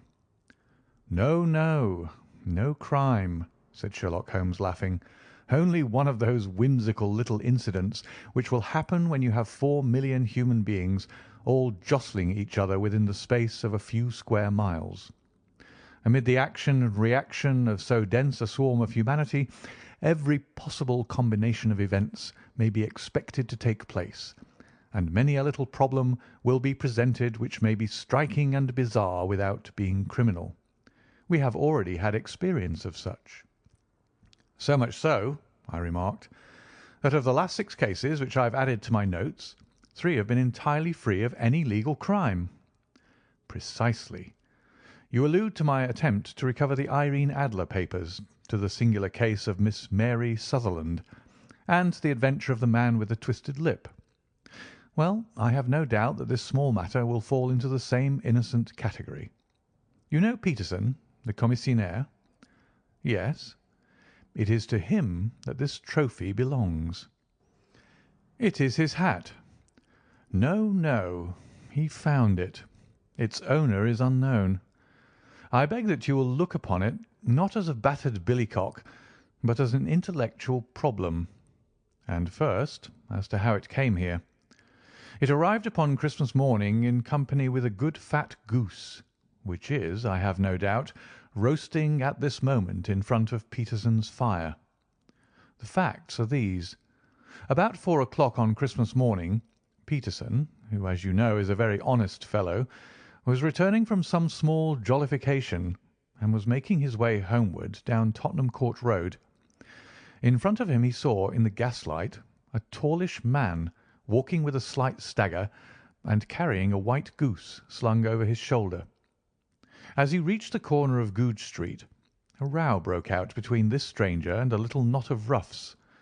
One of the latter knocked off the man's hat, on which he raised his stick to defend himself, and swinging it over his head, smashed the shop window behind him. Peterson had rushed forward to protect the stranger from his assailants, but the man, shocked at having broken the window, and seeing an official-looking person in uniform rushing towards him, dropped his goose, took to his heels, and vanished amid the labyrinth of small streets which lie at the back of Tottenham Court Road. The roughs had also fled at the appearance of Peterson, so that he was left in possession of the field of battle, and also of the spoils of victory in the shape of this battered hat and a most unimpeachable Christmas goose. which surely he restored to their owner. My dear fellow, there lies the problem. It is true that "For Mrs. Henry Baker" was printed upon a small card which was tied to the bird's left leg, and it is also true that the initials H.B. are legible upon the lining of this hat. But as there are some thousands of Bakers and some hundreds of Henry Bakers in this city of ours, it is not easy to restore lost property to any one of them. What then did Peterson do? He brought round both hat and goose to me on Christmas morning, knowing that even the smallest problems are of interest to me. The goose we retained until this morning, when there were signs that, in spite of the slight frost, it would be well that it should be eaten without unnecessary delay. Its finder has carried it off, therefore, to fulfil the ultimate destiny of a goose, while I continue to retain the hat of the unknown gentleman who lost his Christmas dinner. Did he not advertise? No. Then what clue could you have as to his identity? Only as much as we can deduce. From this hat? Precisely. But you're joking. What can you gather from this old battered felt? Here is my lens. You know my methods. What can you gather yourself as to the individuality of the man who has worn this article? I took the tattered object in my hands and turned it over rather ruefully. It was a very ordinary black hat of the usual round shape, hard and much the worse for wear. The lining had been of red silk, but was a good deal discoloured. There was no maker's name, but as Holmes had remarked, the initials H.B. were scrawled upon one side. It was pierced in the brim for a hat securer, but the elastic was missing. For the rest it was cracked, exceedingly dusty, and spotted in several places, although there seemed to have been some attempt to hide the discoloured patches by smearing them with ink. "I can see nothing," said I, handing it back to my friend. "On the contrary, Watson, you can see everything. You fail, however, to reason from what you see. You are too timid in drawing your inferences." "Then pray tell me what it is that you can infer from this hat." He picked it up and gazed at it in the peculiar introspective fashion which was characteristic of him. "It is perhaps less suggestive than it might have been," he remarked, "and yet there are a few inferences which are very distinct, and a few others which represent at least a strong balance of probability. That the man was highly intellectual is of course obvious upon the face of it, and also that he was fairly well to do within the last 3 years, although he has now fallen upon evil days. He had foresight, but has less now than formerly, pointing to a moral retrogression which, when taken with the decline of his fortunes, seems to indicate that some evil influence, probably drink, at work upon him. This may account also for the obvious fact that his wife has ceased to love him." "My dear Holmes!" "He has, however, retained some degree of self-respect," he continued, disregarding my remonstrance. "He is a man who leads a sedentary life, goes out little, is out of training entirely, is middle-aged, has grizzled hair which he has had cut within the last few days, and which he anoints with lime cream. These are the more patent facts which are to be deduced from his hat. Also, by the way, that it is extremely improbable that he has gas laid on in his house." "You're certainly joking, Holmes." "Not in the least. Is it possible that even now, when I give you these results, you are unable to see how they are attained?" "I have no doubt that I am very stupid, but I must confess that I am unable to follow you. For example, how did you deduce that this man was intellectual?" For answer, Holmes clapped the hat upon his head. It came right over the forehead and settled upon the bridge of his nose. "It is a question of cubic capacity," said he. "A man with so large a brain must have something in it." "The decline of his fortunes, then?" "This hat is 3 years old. These flat brims curled at the edge came in then. It is a hat of the very best quality. Look at the band of ribbed silk and the excellent lining. If this man could afford to buy so expensive a hat 3 years ago, and has had no hat since, then he has assuredly gone down in the world." "Well, that is clear enough, certainly. But how about the foresight and the moral retrogression?" Sherlock Holmes laughed. "Here is the foresight," said he, putting his finger upon the little disc and loop of the hat securer. "They are never sold upon hats. If this man ordered one, it is a sign of a certain amount of foresight, since he went out of his way to take this precaution against the wind. But since we see that he has broken the elastic, and has not troubled to replace it, it is obvious that he has less foresight now than formerly, which is a distinct proof of a weakening nature. On the other hand, he has endeavoured to conceal some of these stains upon the felt by daubing them with ink, which is a sign that he has not entirely lost his self-respect." "Your reasoning is certainly plausible." "The further points, that he is middle-aged, that his hair is grizzled, that it has been recently cut, and that he uses lime cream, are all to be gathered from a close examination of the lower part of the lining. The lens discloses a large number of hair ends, clean cut by the scissors of the barber. They all appear to be adhesive, and there is a distinct odour of lime cream. This dust, you will observe, is not the gritty, grey dust of the street, but the fluffy brown dust of the house, showing that it has been hung up indoors most of the time, while the marks of moisture upon the inside are proof positive that the wearer perspired very freely, and could therefore hardly be in the best of training." "But his wife? You said that she had ceased to love him." "This hat has not been brushed for weeks.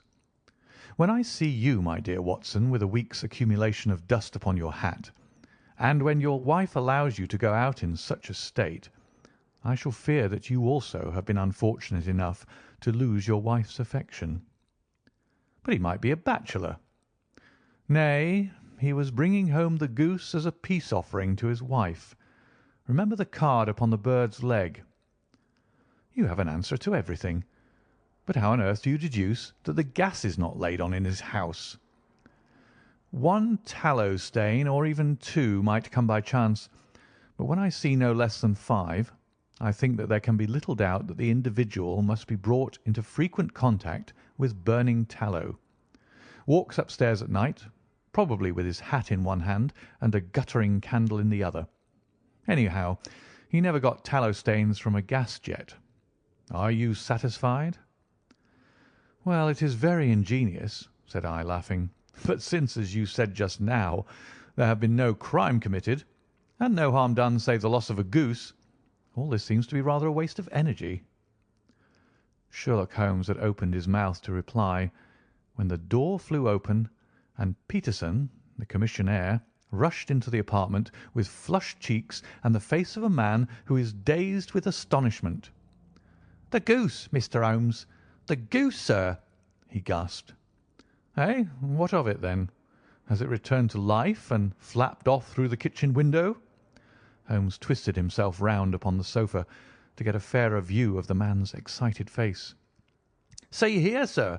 See what my wife found in its crop!" He held out his hand and displayed upon the centre of the palm a brilliantly scintillating blue stone, rather smaller than a bean in size, but of such purity and radiance that it twinkled like an electric point in the dark hollow of his hand. Sherlock Holmes sat up with a whistle. "By Jove, Peterson," said he, "this is treasure trove indeed. I suppose you know what you've got?" "A diamond, sir. A precious stone. It cuts into glass as though it were putty." "It's more than a precious stone. It is the precious stone." "Not the Countess of Morcar's blue carbuncle?" I ejaculated. "Precisely so. I ought to know its size and shape, seeing that I have read the advertisement about it in the Times every day lately. It is absolutely unique, and its value can only be conjectured, but the reward offered of £1,000 is certainly not within a 20th part of the market price." "£1,000! Great Lord of mercy!" The commissionaire plumped down into a chair and stared from one to the other of us. That is the reward, and I have reason to know that there are sentimental considerations in the background which would induce the Countess to part with half her fortune if she could but recover the gem. "It was lost, if I remember aright, at the Hotel Cosmopolitan," I remarked.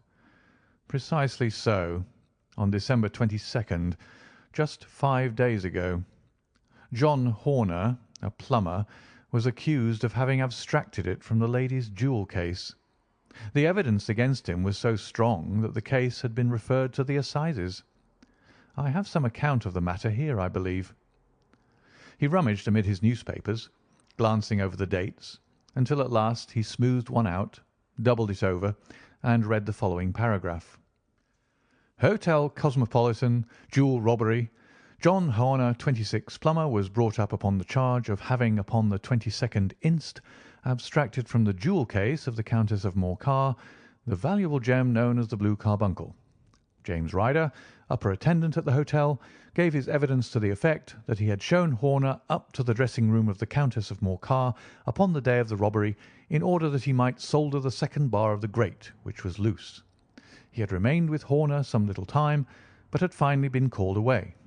On returning, he found that Horner had disappeared, that the bureau had been forced open, and that the small morocco casket, in which, as it afterwards transpired, the Countess was accustomed to keep her jewel, was lying empty upon the dressing-table. Ryder instantly gave the alarm, and Horner was arrested the same evening, but the stone could not be found either upon his person or in his rooms. Catherine Cusack, maid to the Countess, deposed to having heard Ryder's cry of dismay on discovering the robbery, and to having rushed into the room where she found matters as described by the last witness. Inspector Bradstreet, B Division, gave evidence as to the arrest of Horner, who struggled frantically and protested his innocence in the strongest terms. Evidence of a previous conviction for robbery having been given against the prisoner, the magistrate refused to deal summarily with the offence, but referred it to the assizes. Horner, who had shown signs of intense emotion during the proceedings, fainted away at the conclusion and was carried out of court. So much for the police court," said Holmes thoughtfully, tossing aside the paper. "The question for us now to solve is the sequence of events leading from a rifled jewel case at one end to the crop of a goose in Tottenham Court Road at the other. You see, Watson, our little deductions have suddenly assumed a much more important and less innocent aspect. Here is the stone. The stone came from the goose, and the goose came from Mr. Henry Baker, the gentleman with the bad hat and all the other characteristics with which I have bored you. So now we must set ourselves very seriously to finding this gentleman and ascertaining what part he had played in this little mystery. To do this, we must try the simplest means first, and these lie undoubtedly in an advertisement in all the evening papers. If this fail, I shall have recourse to other methods. What will you say? Give me a pencil and that slip of paper. Now then, found at the corner of Goodge Street a goose and a black felt hat. Mr. Henry Baker can have the same by applying at 6:30 this evening at 221B Baker Street. That is clear and concise. Very. But will he see it? Well, he is sure to keep an eye on the papers, since to a poor man the loss was a heavy one. He was clearly so scared by his mischance in breaking the window and by the approach of Peterson that he thought of nothing but flight. But since then he must have bitterly regretted the impulse which caused him to drop his bird. Then again, the introduction of his name will cause him to see it, for everyone who knows him will direct his attention to it. Here you are, Peterson. Run down to the advertising agency and have this put in the evening papers. In which, sir? Oh, in the Globe, Star, Pall Mall, St. James's, Evening News, Standard, Echo, and any others that occur to you. Very well, sir. And this stone? Ah, yes.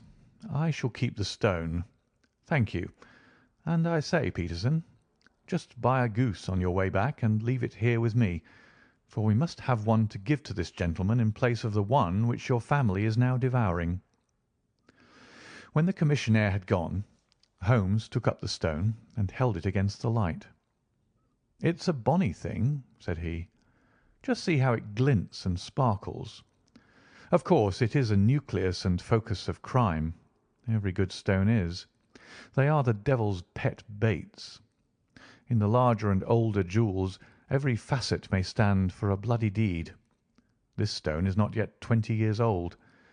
It was found in the banks of the Arnoy River in southern China, and is remarkable in having every characteristic of the carbuncle, save that it is blue in shade instead of ruby red. In spite of its youth, it has already a sinister history. There have been 2 murders, a vitriol throwing, a suicide, and several robberies brought about for the sake of this 40-grain weight of crystallized charcoal. Who would think that so pretty a toy would be a purveyor to the gallows and the prison? I'll lock it up in my strong box now, and drop a line to the Countess to say that we have it. Do you think that this man Horner is innocent?" "I cannot tell." "Well, then, do you imagine that this other one, Henry Baker, had anything to do with the matter?" "It is, I think, much more likely that Henry Baker is an absolutely innocent man, who had no idea that the bird which he was carrying was of considerably more value than if it were made of solid gold. That, however, I shall determine by a very simple test if we have an answer to our advertisement." "And you can do nothing until then?" "Nothing." "In that case I shall continue my professional round, but I shall come back in the evening at the hour you have mentioned, for I should like to see the solution of so tangled a business." "Very glad to see you. I dine at 7. There is a woodcock, I believe. By the way, in view of recent occurrences, perhaps I ought to ask Mrs. Hudson to examine its crop." I had been delayed at a case, and it was a little after 6:30 when I found myself in Baker Street once more. As I approached the house, I saw a tall man in a Scotch bonnet, with a coat which was buttoned up to his chin, waiting outside in the bright semicircle which was thrown from the fanlight. Just as I arrived the door was opened, and we were shown up together to Holmes's room. "Mr. Henry Baker, I believe," said he, rising from his armchair, and greeting his visitor with the easy air of geniality which he could so readily assume. "Pray take this chair by the fire, Mr. Baker. It is a cold night, and I observe that your circulation is more adapted for summer than for winter. Ah, Watson, you have just come at the right time. Is that your hat, Mr. Baker?" "Yes, sir, that is undoubtedly my hat." He was a large man with rounded shoulders, a massive head, and a broad, intelligent face, sloping down to a pointed beard of grizzled brown. A touch of red in nose and cheeks, with a slight tremor of his extended hand, recalled Holmes' surmise as to his habits. His rusty black frock coat was buttoned right up in front, with the collar turned up, and his lank wrists protruded from his sleeves without a sign of cuff or shirt. He spoke in a slow, staccato fashion, choosing his words with care, and gave the impression generally of a man of learning and letters who had had ill usage at the hands of fortune. "We have retained these things for some days," said Holmes, "because we expected to see an advertisement from you giving your address. I am at a loss to know why you did not advertise." Our visitor gave a rather shamefaced laugh.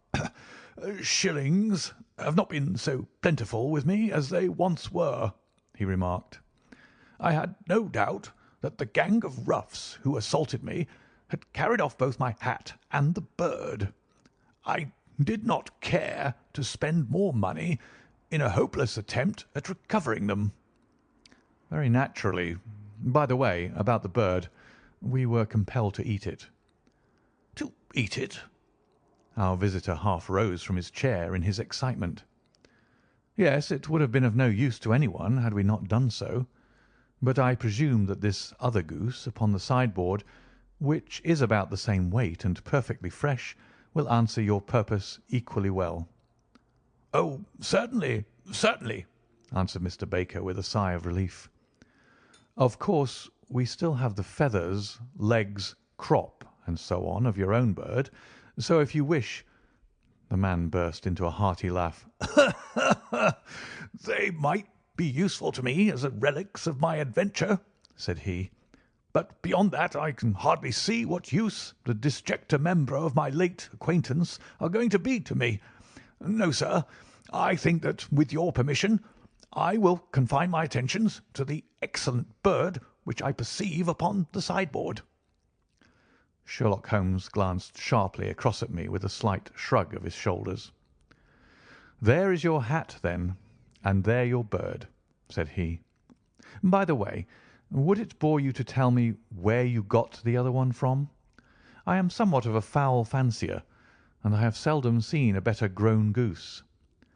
"Certainly, sir," said Baker, who had risen and tucked his newly gained property under his arm. "There are a few of us who frequent the Alpha Inn, near the museum. We are to be found in the museum itself during the day, you understand. This year our good host, Windigate by name, instituted a goose club, by which, on consideration of some few pence every week, we were each to receive a bird at Christmas. My pence were duly paid, and the rest is familiar to you. I am much indebted to you, sir, for a Scotch bonnet is fitted neither to my years nor my gravity." With a comical pomposity of manner, he bowed solemnly to both of us and strode off upon his way. "So much for Mr. Henry Baker," said Holmes when he had closed the door behind him. "It is quite certain that he knows nothing whatever about the matter. Are you hungry, Watson?" "Not particularly." "Then I suggest that we turn our dinner into a supper, and follow up this clue while it is still hot." "By all means." It was a bitter night, so we drew on our ulsters and wrapped cravats about our throats. Outside, the stars were shining coldly in a cloudless sky, and the breath of the passers-by blew out into smoke like so many pistol shots. Our footfalls rang out crisply and loudly as we swung through the Doctor's Quarter, Wimpole Street, Harley Street, and so through Wigmore Street into Oxford Street. In a quarter of an hour we were in Bloomsbury at the Alpha Inn, which is a small public house at the corner of one of the streets which runs down into Holborn. Holmes pushed open the door of the private bar and ordered 2 glasses of beer from the ruddy-faced, white-aproned landlord. "Your beer should be excellent if it is as good as your geese," said he. "My geese?" The man seemed surprised. "Yes, I was speaking only half an hour ago to Mr. Henry Baker, who was a member of your goose club." "Oh, yes, I see. But you see, sir, them's not our geese." "Indeed. Whose, then?" "Well, I got the 2 dozen from a salesman in Covent Garden." "Indeed. I know some of them. Which was it?" "Breckenridge is his name." "Ah, I don't know him. Well, here's your good health, landlord, and prosperity to your house. Good night." "Now for Mr. Breckenridge," he continued, buttoning up his coat as we came out into the frosty air. "Remember, Watson, that though we have so homely a thing as a goose at one end of this chain, we have at the other a man who will certainly get 7 years' penal servitude unless we can establish his innocence. It is possible that our inquiry may but confirm his guilt, but in any case we have a line of investigation which has been missed by the police, and which a singular chance has placed in our hands. Let us follow it out to the bitter end. Faces to the south, then, and quick march." We passed across Holborn, down Endell Street, and so through a zigzag of slums to Covent Garden Market.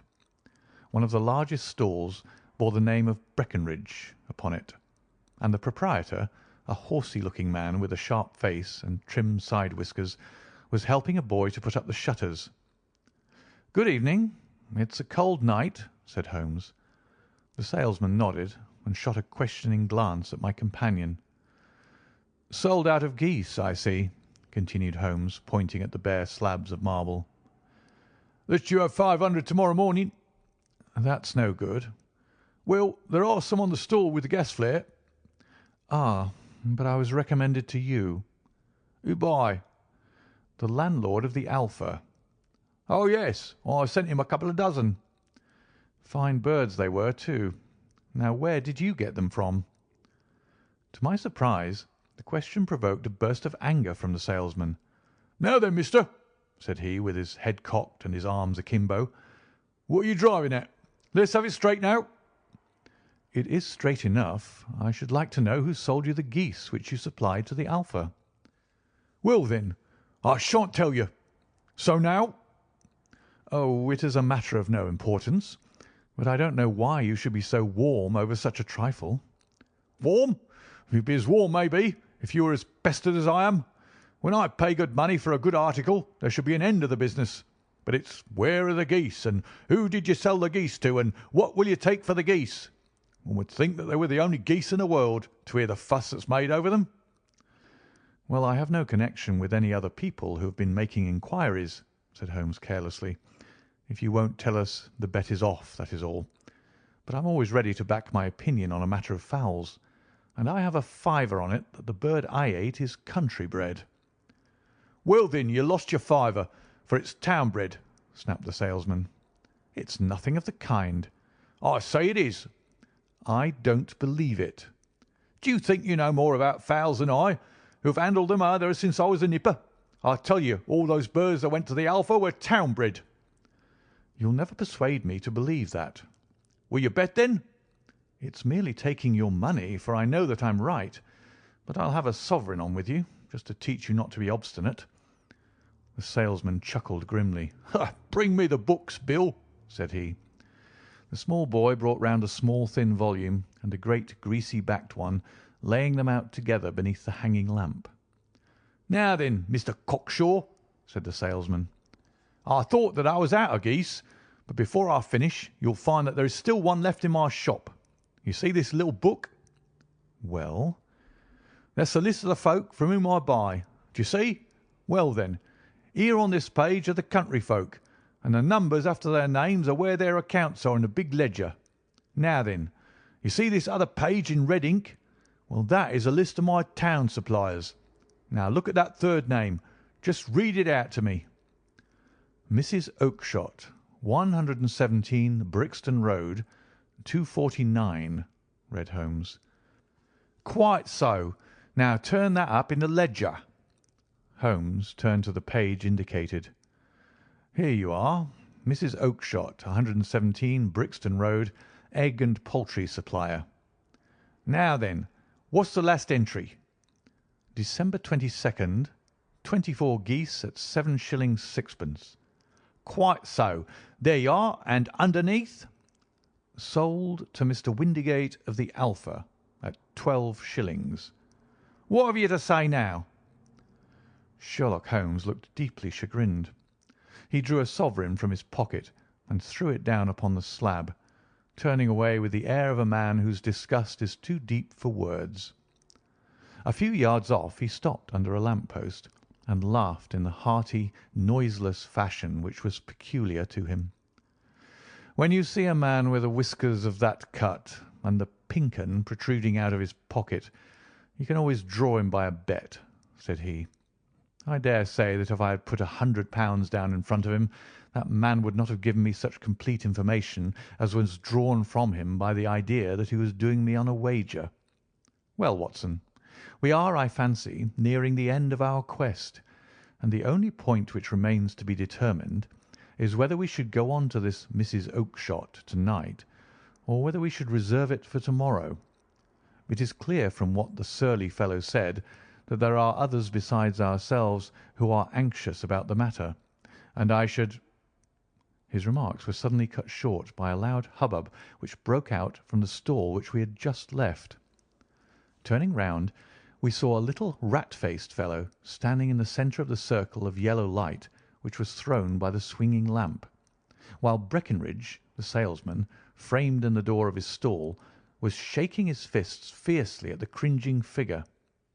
"I've had enough of you and your geese," he shouted. "I wish you were all at the devil together. If you come pestering me any more with your silly talk, I'll set the dog at you. You bring Mrs. Oakshott here and I'll answer her. But what have you got to do with it? Did I buy the geese off you?" "No, but one of them was mine all the same," whined the little man. "Well, then, ask Mrs. Oakshott for it." "She told me to ask you." "Well, you can ask the King of Prussia for all I care. I've had enough of it. Get out of this." He rushed fiercely forward, and the inquirer flitted away into the darkness. "Ha! This may save us a visit to Brixton Road," whispered Holmes. "Come with me, and we will see what is to be made of this fellow." Striding through the scattered knots of people who lounged round the flaring stalls, my companion speedily overtook the little man and touched him upon the shoulder. He sprang round, and I could see in the gaslight that every vestige of colour had been driven from his face. "Who are you, then? What do you want?" he asked in a quavering voice. "You will excuse me," said Holmes blandly, "but I could not help overhearing the questions which you put to the salesman just now. I think that I could be of assistance to you." "You? Who are you? How could you know anything of the matter?" "My name is Sherlock Holmes. It is my business to know what other people don't know." "But you could know nothing of this." "Excuse me, I know everything of it. You are endeavouring to trace some geese which were sold by Mrs. Oakshott of Brixton Road to a salesman named Breckinridge, by him in turn to Mr. Windigate of the Alpha, and by him to his club of which Mr. Henry Baker is a member." "Oh, sir, you are the very man whom I've longed to meet," cried the little fellow with the outstretched hands and quivering fingers. "I can hardly explain to you how interested I am in this matter." Sherlock Holmes hailed a four-wheeler which was passing.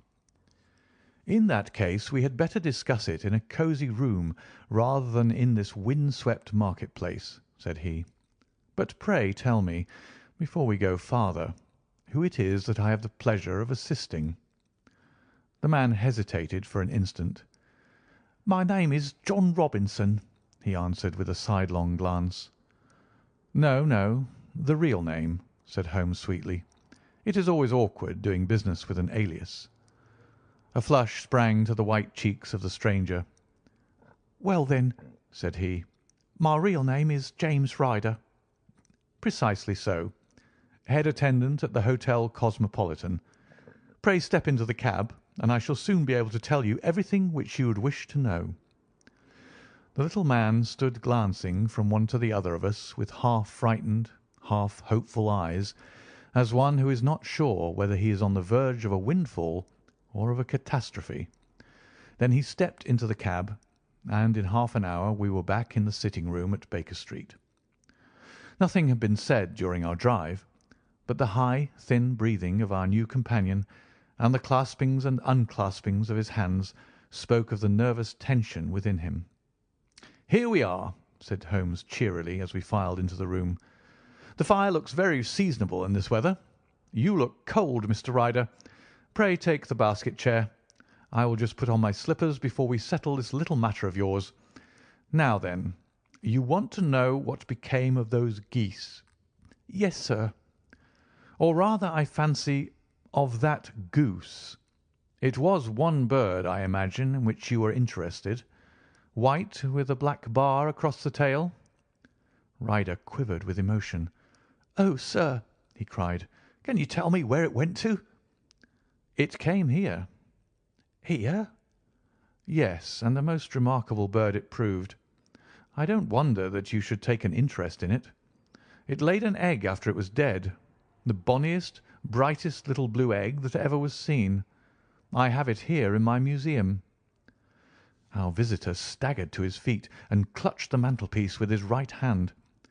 Holmes unlocked his strong-box and held up the blue carbuncle, which shone out like a star with a cold, brilliant, many-pointed radiance. Ryder stood glaring with a drawn face, uncertain whether to claim or to disown it. "The game's up, Ryder," said Holmes quietly. "Hold up, man, or you'll be into the fire. Give him an arm back into his chair, Watson. He's not got blood enough to go in for felony with impunity. Give him a dash of brandy. So, now he looks a little more human. What a shrimp it is, to be sure." For a moment he had staggered and nearly fallen, but the brandy brought a tinge of colour into his cheeks, and he sat staring with frightened eyes at his accuser. "I have almost every link in my hands and all the proofs which I could possibly need, so there is little which you need to tell me. Still, that little may as well be cleared up to make the case complete. You had heard, Ryder, of this blue stone of the Countess of Morcar's?" "It was Catherine Cusack who told me of it," said he in a crackling voice. "I see. Her ladyship's waiting maid. Well, the temptation of sudden wealth so easily acquired was too much for you, as it has been for better men before you, but you were not very scrupulous in the means you used. It seems to me, Ryder, that there is the making of a very pretty villain in you. You knew that this man Horner, the plumber, had been concerned in some such matter before, and that suspicion would rest the more readily upon him. What did you do then? You made some small job in my lady's room, you and your confederate Cusack, and you managed that he should be the man sent for. Then, when he had left, you rifled the jewel case, raised the alarm, and had this unfortunate man arrested. You then—" Ryder threw himself down suddenly upon the rug and clutched at my companion's knees. "For God's sake, have mercy!" he shrieked. "Think of my father, of my mother. It would break their hearts. I never went wrong before. I never will again. I swear it. I'll swear it on a Bible. Oh, don't bring it into court. For Christ's sake, don't." "Get back in your chair," said Holmes sternly. "It is very well to cringe and crawl now, but you thought little enough of this poor Horner in the dock for a crime of which he knew nothing." "I will fly, Mr. Holmes. I will leave the country, sir. Then the charge against him will break down." "Hum! We will talk about that. And now let us hear a true account of the next act. How came the stone into the goose? And how came the goose into the open market? Tell us the truth, for there lies your only hope of safety." Ryder passed his tongue over his parched lips. "I will tell you it just as it happened, sir," said he. "When Horner had been arrested, it seemed to me that it would be best for me to get away with the stone at once, for I did not know at what moment the police might not take it into their heads to search me in my room. There was no place about the hotel where it would be safe. I went out, as if on some commission, and I made for my sister's house. She had married a man named Oakshott, and lived in Brixton Road, where she fattened fowls for the market. All the way there every man I met seemed to me to be a policeman or a detective, and for all that it was a cold night, the sweat was pouring down my face before I came to the Brixton Road. My sister asked me what was the matter and why I was so pale, but I told her that I had been upset by the jewel robbery at the hotel. Then I went into the backyard and smoked a pipe and wondered what it would be best to do.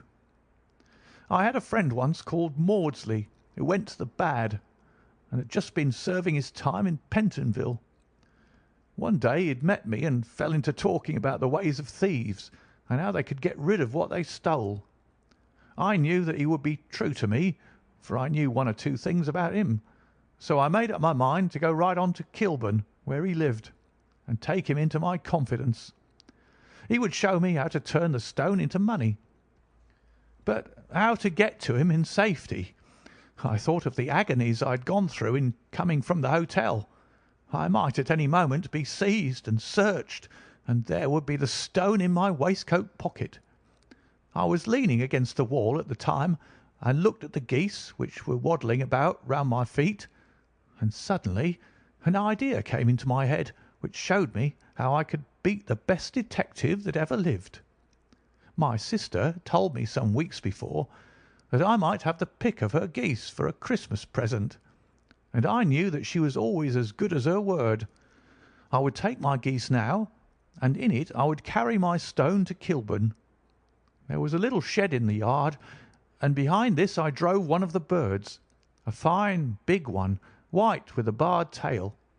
I caught it, and prying its bill open, I thrust the stone down its throat as far as my finger could reach. The bird gave a gulp, and I felt the stone pass along its gullet and down into its crop. But the creature flapped and struggled, and out came my sister to know what was the matter. As I turned to speak to her, the brute broke loose and fluttered off among the others. "Whatever were you doing with that bird, Jem?" says she. "Well," said I, "you said you'd give me one for Christmas, and I was feeling which was the fattest." "Oh," says she, "we've set yours aside for you. Jem's bird, we call it. It's the big white one over there yonder. There's 26 of 'em, which makes one for you and one for us, and 2 dozen for the market." "Thank you, Maggie," says I, "but if it is all the same to you, I'd rather have that one I was handling just now." "The other one's as good 3 pound heavier," said she, "and we fattened it expressly for you." "Never mind, I'll have the other, and I'll take it now," said I. "Oh, just as you like," said she, a little huffed. "Which is it you want, then?" "That white one with the barred tail right in the middle of the flock." "Oh, very well. Kill it and take it with you." Well, I did what she said, Mr. Holmes, and I carried the bird all the way to Kilburn. I told my pal what I had done, for he was a man that it was easy to tell a thing like that to. He laughed until he choked, and we got a knife and opened the goose. My heart turned to water, for there was no sign of the stone, and I knew that some terrible mistake had occurred. I left the bird, rushed back to my sister's, and hurried into the backyard. There was not a bird to be seen there. "Where are they all, Maggie?" I cried. "Gone to the dealer's, Jem." "Which dealer's?" "Breckenridge of Covent Garden." "But was there another with a barred tail?" I asked, "the same as the one I chose?" "Yes, Jem. There were 2 barred tails once, and I could never tell them apart."